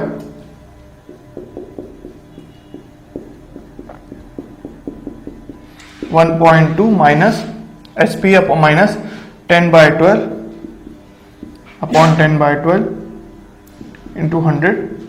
तो ये समथिंग आपका 44% कुछ आता है, एक बार चेक करेंगे आप इसको, ठीक है। तो ये आपका हो गया क्वेश्चन नंबर 3। अब यहाँ पे मैंने बेसिक क्वेश्चन लिए आपको जस्ट एक बार टच करवाने के लिए, टॉपिक का फील देने के लिए। पर देखो ऐसे ही क्वेश्चन आएंगे आपके गेट भी, ज्यादा एडवांस आएगा नहीं, क्योंकि आपका एप्टीट्यूड हमेशा स्कोरिंग रहता है, इसलिए मैंने ये बेसिक क्वेश्चन लिए ताकि आप इनमें मिस्टेक्स ना करें। अब थोड़ा सा मैं लेवल बढ़ाता हूं क्वेश्चंस का। तो चलिए नेक्स्ट क्वेश्चन की ओर। तो ये मेरे सामने question number 4 and question number 5 है। देखो, a single discount equivalent to a series of discount of 20%, 10% and 5%। देखो डिस्काउंट किसके ऊपर दिया जाता है, मार्क्ड प्राइस के ऊपर दिया जाता है। तो एमआरपी पे अगर डिस्काउंट लग रहा है, कितने बार डिस्काउंट लग रहा है, 3 बार डिस्काउंट लग रहा है हमें। First 20%, then 10% and then 5%। तो मुझसे ये पूछा जा रहा है कि ये 3 डिस्काउंट्स को देने के बजाय, मतलब कि मार्क्ड प्राइस के ऊपर 3 डिस्काउंट देने के बजाय अगर मैं एक डिस्काउंट दूं जो कि इनके इक्विवेलेंट हो, तो वो कितना परसेंट होगा, ये पूछा जा रहा है क्वेश्चन। तो मैं क्या करता हूं, लेट द मार्क्ड प्राइस भी 100%। और डेफिनेटली इसी बात है कि मार्क्ड प्राइस अगर 100% है, उसी के ऊपर डिस्काउंट लगेगा, ठीक है। तो आपको पता है क्या, देखो फॉर्मूला अगर मैं आपको रिकॉल करवाऊं, तो final value is equal to initial value into 1 plus minus x/100 plus 1 plus minus y/100, ये फॉर्मूला था, प्लस माइनस z/100। तो इसी को मद्देनजर रखते हुए इनिशियल वैल्यू अगर मैं 100% ले रहा हूं, किसका, मार्क्ड प्राइस का ले रहा हूं, तो अब देखो कितना डिस्काउंट हो रहा है, successive discount 1 plus minus 20/100 1 plus minus, sorry plus minus नहीं, माइनस ओनली, क्योंकि डिस्काउंट मतलब कि नेगेटिव माइनस, ठीक है। तो 110/100 एंड 1 माइनस 5/100। तो मुझे क्या दिख रहा है ये कि ये nothing but 100 into 100% into 80%, sorry 0.8 है ये, 0.8 इंटू 0.9 इंटू 0.05 ये हो रहा है, ठीक है। तो इसको अगर मैं सॉल्व करता हूँ कैलकुलेटर से, एक बार देखता हूँ कितना वैल्यू आ रहा है इसका। तो 0.8 इंटू 0.9 इंटू 0.05, ठीक है, it is coming out as, sorry 0.95 होगा ना, यहाँ पे एक कैलकुलेशन एरर है, 0.95, राइट, 0.95। अब मैं चेक करता हूँ 0.95 में कितना आ रहा है, 684, ठीक है, 0.684 that is how much, 68.4%, right. तो अब क्या हुआ कि फाइनल वैल्यू जो आया आपका 68.4% हो गया। इसका मतलब कि क्या, 100% से अब उसकी वैल्यू है 68.4%। इसका मतलब कि क्या, आपको जो डिस्काउंट होगा, डिस्काउंट कितने का हुआ, सिंगल इक्विवेलेंट डिस्काउंट अगर मैं दूं तो डिस्काउंट आपका जो होगा, अगर मैं बात करूं सिंगल डिस्काउंट की, सिंगल डिस्काउंट की, तो क्या मैं ये लिख सकता हूं कि 100 माइनस 68.4 इज हाउ मच। अगर यहां पे देखोगे आप 100 माइनस 68.4 इज 31.6%, राइट। तो यहां पे मैंने क्या किया कि या तो मैं अगर डायरेक्टली सिर्फ एक डिस्काउंट दूं 31.6% का, तो मेरे पास क्या आ जाएगा, डायरेक्ट इस तीनों डिस्काउंट का, तीनों सक्सेसिव डिस्काउंट्स का इक्विवेलेंट आ जाएगा single discount, that is how much, 31.6%। तो आपको आप समझ में आया होगा क्वेश्चन का सक्सेसिव परसेंटेज चेंज का जो मैंने फॉर्मूला लिखवाया था ये वाला, वो कैसे यूज करना है। और ऐसे ही क्वेश्चन, जैसे मान लो अगर आपके उसमें बात करूं 2% चेंज की क्वेश्चन हो, अगर मान लो कि एक अगर इंक्रीज हो रहा है एक डिक्रीज हो रहा है, तो उसमें भी ये एप्लीकेबल है। और एक और फॉर्मूला मैंने लिखा था A plus minus B plus minus A B upon 100, right. तो ये मेरा क्वेश्चन नंबर 4 होता है यहाँ पे डन। अब मैं बात करता हूँ क्वेश्चन नंबर 5 के बारे में, जो कि काफी इंटरेस्टिंग होने वाला है। क्वेश्चन नंबर 5 क्या बोला जा रहा है, देखते हैं। अभी हमने जो कुछ क्वेश्चंस किए थे, क्वेश्चन नंबर 3, उसमें आपने देखा होगा क्वेश्चन नंबर 2 एंड 3, उसमें क्या बोला जा रहा था कि हम 1 टॉफी इसमें ला रहे थे, ठीक है, हमको 10 टॉफीज और कुछ लेमन्स की बात की जा रही थी। तो उसको मैं सेलिंग प्राइस और कॉस्ट प्राइस को निकालने के लिए मैं पहले यूनिटरी मेथड से फर्स्ट मतलब एक लेमन और एक टॉफी का सेलिंग प्राइस और कॉस्ट प्राइस निकाला, उसके बाद में प्रॉफिट और लॉस के ऊपर डिस्कस किया। इस क्वेश्चन में क्या बोला जा रहा है कि 4 केसेस गिवन है मेरे पास, मुझे पूछा जा रहा है कि प्रॉफिट और लॉस परसेंट कितना होगा। तो इसमें क्या है कि सपोज करो ए जो है सेल कर रहा है 25 pence and have a profit equivalent to cost price of 10 pen. मतलब कि क्या, अगर ए 25 पेन सेल कर रहा है और प्रॉफिट बना रहा है equivalent to cost price of 10 pen, ठीक है, तब उस केस में प्रॉफिट या लॉस परसेंट क्या होगा, ये पूछा जा रहा है हमसे। तो ऐसे क्वेश्चंस भी काफी फ्रेम होते हैं जनरली।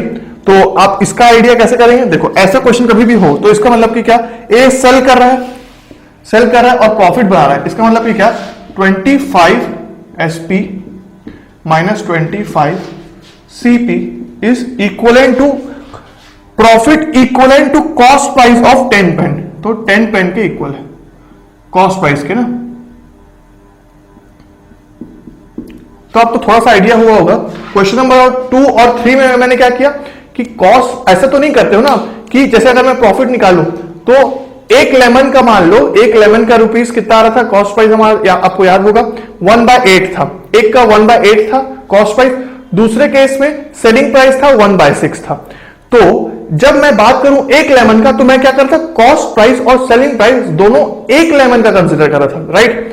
पर जब बात करूं मैं 10 लेमन्स का और 10 लेमन्स का, तो मुझे कॉस्ट प्राइस और सेलिंग प्राइस दोनों 10 लेमन्स का ही कंसिडर करना पड़ेगा।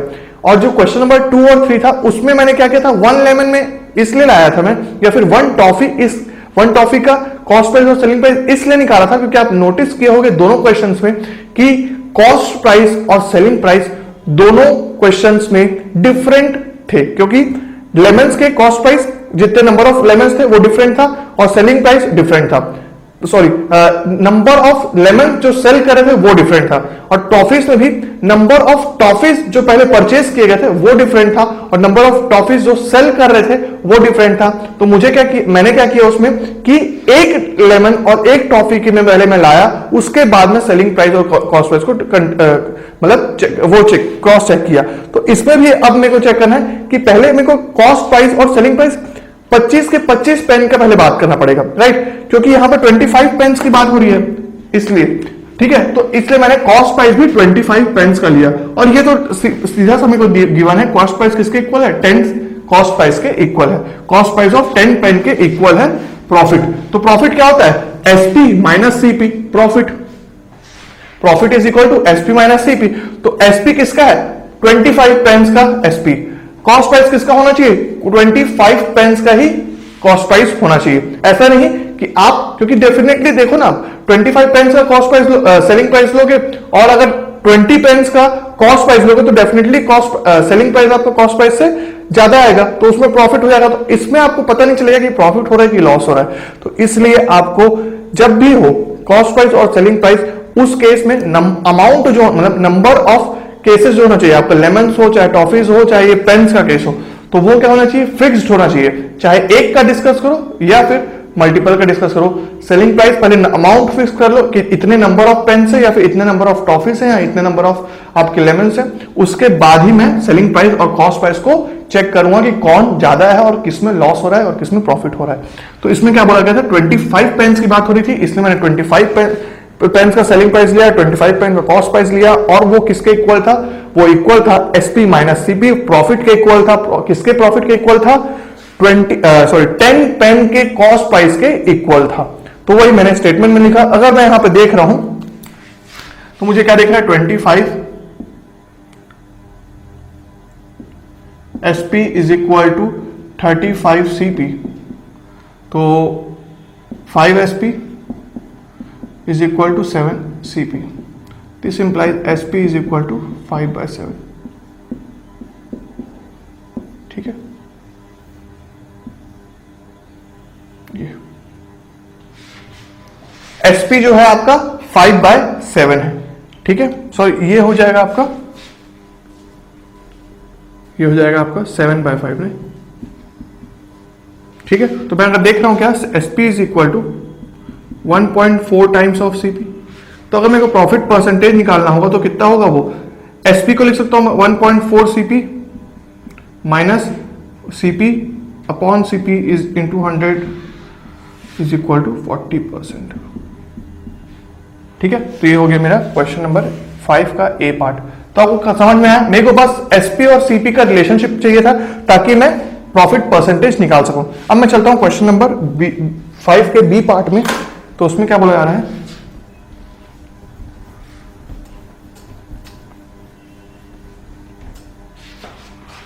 इसमें बोला जा रहा है ए सेल्स 25 पेन्स एंड हैव फिर से 25 पेन सेल्स कर रहा है, तो 25 pence equivalent to a selling price of 10 pen, ठीक है।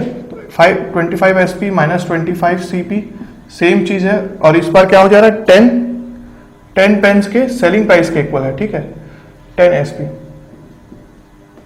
ये जो क्या हो रहा है अभी, इस बार हो रहा है प्रॉफिट ही हो रहा है, ठीक है। तो इसलिए मैंने एसपी माइनस सीपी किया, 25 SP minus 25 CP is equal to profit is equal to 10 selling price of 10 pence, ठीक है। तो इसको अगर मैं देख रहा हूं किसके इक्वल हो रहा है, 15 SP is equal to 25 CP, that is implies SP is equal to आपका 5/3 सीपी, तो SP is equal to 1.667 CP. तो इसका मतलब कि क्या हुआ आपका, अगर मैं प्रॉफिट परसेंट निकाल रहा हूं तो ये किसके इक्वल हो रहा है, SP minus CP, that is how much, 66.67%, ठीक है। डायरेक्टली लिख देता हूं 66.67%, right. 1.6667 CP minus CP upon CP into 100 is how much, 66.67%। C के में चलता हूं मैं, ये हो गया B part and this is go C part. A sells 25 pence and have a 25 pence कर रहा है sell, have a loss equivalent to cost price of 10 pen. अब क्या हो रहा है, लॉस हो रहा है। अब लॉस हो रहा है अगर, तो इसमें मैं क्या लिख सकता हूं, कॉस्ट प्राइस पहले लिखता हूं, और ये हो गया सेलिंग प्राइस, और ये हो रहा है किसके इक्वल हो रहा है, ये cost price of 10 pen, cost price of 10 pen, और किसके इक्वल है, 25 ही हो रहे हैं, ठीक है अभी भी। तो मैं क्या देख रहा हूं यहां पे, 25 हो गया। अब यहां पे अगर मैं सॉल्व करूं इसको, तो ये हो गया 15 CP, 15 CP is equal to 25 SP. Now CP goes CP as 5/3, 1.667, ठीक है SP, राइट। अब अगर मैं देखूं, बात करूं किसका, अगर मुझसे पूछा जाए लॉस परसेंट के बारे में, ठीक है, अभी मुझसे लॉस, अब यहां पे तो लॉस हो रहा है, राइट, यहां पे लॉस हो रहा है क्योंकि कॉस्ट प्राइस ऑफ 10 पेन है, 10 15, तो ये हो गया करेक्ट है, 25, 5/3 हो गया, ठीक है, 5/3 इज हाउ मच, 1.667, 20 तो 367, हाँ ठीक है, 1.667 हो गया। अब क्या बोला जा रहा है, अगर मेरे को लॉस परसेंट निकालना है तो लॉस परसेंट किसके इक्वल होता है, CP minus SP upon CP, ठीक है। तो अब देखो सीपी क्या होगा, अगर मैं सीपी को एज इट इज लिखता हूं, CP minus SP, SP is how much, ये होगा 1 अपॉन 1.667, या तो फिर मैं क्या करूं, सिंपल से 3/5 करता हूं, यहां पे इसको मैं लिख देता हूं, SP is, this implies SP is equal to 3/5 of CP, तो ये कितना हो गया, 0.6 सीपी। तो यहां पे क्या दिख रहा है मुझे, ये दिख रहा है अब मेरे को 0.6 CP upon CP into 100, it is how much, 40%। 40% क्या हो रहा है, लॉस, ठीक है, 40% लॉस हो रहा है। नाउ अब आपको थोड़ा बहुत आइडिया होगा कि ए बी सी को जो मैंने सॉल्व किया, अब मैं क्या कर रहा हूं, ऑप्शन नंबर, मतलब केस नंबर डी आपके लिए छोड़ रहा हूं, तो केस नंबर डी आपके लिए ऑप्शन जो होगा वो होमवर्क होने वाला है, ठीक है। तो केस डी आपके लिए होमवर्क होने वाला है, एकदम बेसिक से आप प्रैक्टिस करेंगे, ये सब क्वेश्चंस आपको 1 मार्क पे डेफिनेटली देखे जा सकते हैं, इसलिए आप इन सबको लाइटली नहीं लेंगे, राइट। तो ये सब गेट के क्वेश्चंस ही हैं और बहुत ही इंपॉर्टेंट एग्जाम्स में आए हुए क्वेश्चंस हैं, तो इनको अच्छे से प्रैक्टिस करेंगे। तो ये वैराइटीज ऑफ क्वेश्चन हो गया। अब मैं क्या करता हूँ, एक लास्ट क्वेश्चन अटेम्प्ट करता हूँ प्रॉफिट एंड लॉस का, और फिर प्रॉफिट एंड लॉस को वाइंड अप करता हूँ। तो चलिए लास्ट क्वेश्चन की ओर। तो ये है क्वेश्चन नंबर 6 मेरे सामने, लास्ट क्वेश्चन होने वाला है ये। तो देखो इस क्वेश्चन को मैं चाहता हूं कि आप क्वेश्चन को नोट करें प्रॉपर्ली और एक बार ना खुद से सिंसियर अटेम्प्ट ले। वीडियो पॉज करेंगे, आप सॉल्यूशन नहीं देखेंगे, एक बार खुद से सोचेंगे कि इस क्वेश्चन को कैसे सॉल्व करना है, ठीक है। तो in spite of giving a discount of 20%, the shopkeeper still manages to make a profit of 25%, so what was its markup price, ठीक है। तो मतलब ये पूछा जा रहा है कि मार्कअप प्राइस आपका कॉस्ट प्राइस से, अगर मैं बोलूं कॉस्ट प्राइस से आपका मैक्सिमम रिटेल प्राइस का परसेंटेज चेंज कितना है, ठीक है। परसेंटेज चेंज की बात हो रही है यहाँ पे, मार्कअप प्राइस परसेंटेज, राइट। मतलब कि अगर मैं देखूं कॉस्ट प्राइस लूं, कॉस्ट प्राइस मतलब कि कंज्यूमर के लिए जो कॉस्ट प्राइस है उससे मार्कअप प्राइस जो है, ठीक है, मार्कअप प्राइस मतलब कि एमआरपी आपका कितना परसेंटेज हाई या लो है वो आपको चेक करना है। तो यहां पे परसेंटेज की बात करेंगे हम। क्वेश्चन आप नोट करें, एक बार अटेम्प्ट करेंगे क्वेश्चन को, उसके बाद ही आप सॉल्यूशन को देखेंगे, राइट। तो आई होप आपने अटेम्प्ट किया होगा और सॉल्यूशन एक बार ट्राई किया होगा। तो मैं बात करता हूं आंसर का, ये काफी इंटरेस्टिंग क्वेश्चन होने वाला है। तो मैं यहां पे पहले लिखूंगा एक नोट, ठीक है, एक नोट लिखने वाला हूं मैं। In questions like this, questions like this, instead of going from CP to MP or MP to CP, use SP as junction, ठीक है। तो ये नोट लिख रहा हूं मैं यहां पे कि ऐसे क्वेश्चंस में आपको ना सेलिंग प्राइस को जंक्शन की तरह यूज करना है और फिर क्वेश्चन को सॉल्व करना है, राइट। तो आपने कुछ लोगों ने क्वेश्चन को सॉल्व किया होगा सिंसियर अटेम्प्ट लेके, कुछ दिक्कत फेस हुई होगी, तो कोई दिक्कत की बात नहीं है। आपने एक सिंसियर अटेम्प्ट दिया, वही बहुत इंपॉर्टेंट है। आपको थोड़ा सा सॉल्यूशन में इंटरेस्ट आएगा कि इसको हाँ सॉल्व कैसे करना है। तो मैं क्या बोल रहा हूँ कि जंक्शन यूज करना है, एज अ जंक्शन यूज करना है किसको, सेलिंग प्राइस को एज अ जंक्शन यूज करो। क्यों जंक्शन यूज करो, देखो मैं कर रहा हूँ यूज। तो यहाँ पे मैं सेलिंग प्राइस लिया, ठीक है, ये हो गया आपका सेलिंग प्राइस। नाउ देखो प्रॉफिट ऑफ 25% यहाँ पे हो रहा है। प्रॉफिट अगर 25% हो रहा है तो ये अगर कॉस्ट प्राइस है, अगर ये कॉस्ट प्राइस है और इसकी वैल्यू को ले लेता हूं मैं, चलो let it be x, let the cost price be x. Cost price क्या हो गया, एक्स हो गया। अब मेरे को देखो यहाँ पे कि यहाँ पे क्या हो रहा है, अगर मैं यहाँ पे लिंक देख रहा हूं तो यहाँ पे क्या हो रहा है, एक्चुअल में प्रॉफिट हो रहा है, ठीक है। लॉस भी हो सकता था पर अभी क्या हो रहा है, अभी हो रहा है प्रॉफिट। प्रॉफिट हो रहा है कितने परसेंट का, 25% का, राइट। तो अब देखो x कॉस्ट प्राइस जो है, अगर x होगा, कॉस्ट प्राइस अगर x रुपीज है और प्रॉफिट हो रहा है 25% का, तो मैं क्या बता सकता हूं कि SP क्या होगा, SP क्या होगा, x 25%, मतलब कि XP डेफिनेटली आपका 1.25% होगा, सॉरी 1.25x होगा, बेसिक सा, ठीक है। मतलब कि 25% ज्यादा होगा, राइट। तो ये 1.25 हो गया। अगर ये x है तो ये 1.25x होगा, तो तभी तो 1.25x minus x upon x into 100 is gives me what, profit of 25%, right. तो मेरे को सेलिंग प्राइस आ गया। अब मैं क्या कर रहा हूं, मार्क प्राइस का बात कर रहा हूं, right. Late it B y, late it B y। अब देखो क्या बोला जा रहा है, गिविंग अ डिस्काउंट ऑफ 20%। तो आपको बहुत अच्छे से पता है कि डिस्काउंट किस पे दिया जाता है, हमेशा मार्क प्राइस पे दिया जाता है। तो अगर यहां पे डिस्काउंट हो रहा है तो discount mark price minus discount gives me what, gives me selling price. तो डिस्काउंट हो रहा है कितने का, 20% का, राइट। तो अब देखो अगर मार्क प्राइस आपका y है, मार्क प्राइस अगर आपका y है और डिस्काउंट 20% का दिया जा रहा है, तो मैं क्या ये बोल सकता हूं कि आपका सेलिंग प्राइस क्या होगा, सेलिंग प्राइस होगा 0.8y, राइट, 0.8y। तो अब मैं यहां पे क्या देख रहा हूं, 0.8y is equal to how much, 0.8y is equal to 1.25x, right. 0.8y is equal to 1.25x। यहां पे मेरे को एक इंपॉर्टेंट रिलेशनशिप मिल गया, ठीक है। अब इस रिलेशनशिप को मैं क्यों निकालना चाह रहा हूं, इसलिए निकालना चाह रहा हूं क्योंकि मुझसे परसेंटेज में पूछा जा रहा है कि कितना मार्कअप हुआ था, कितना मार्कअप हुआ था। तो यहां से मैं देखूंगा कि मार्कअप यहां से, राइट, यहां से अगर मैं देखूंगा कि मार्कअप कितना हो रहा है, तो x मतलब कि अगर मैं देखूं y minus x upon x into 100,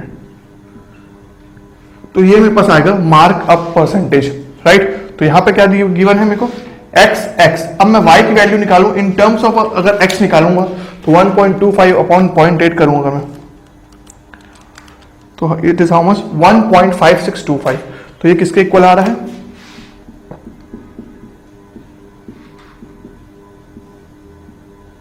1.5625 upon x minus x upon x is into 100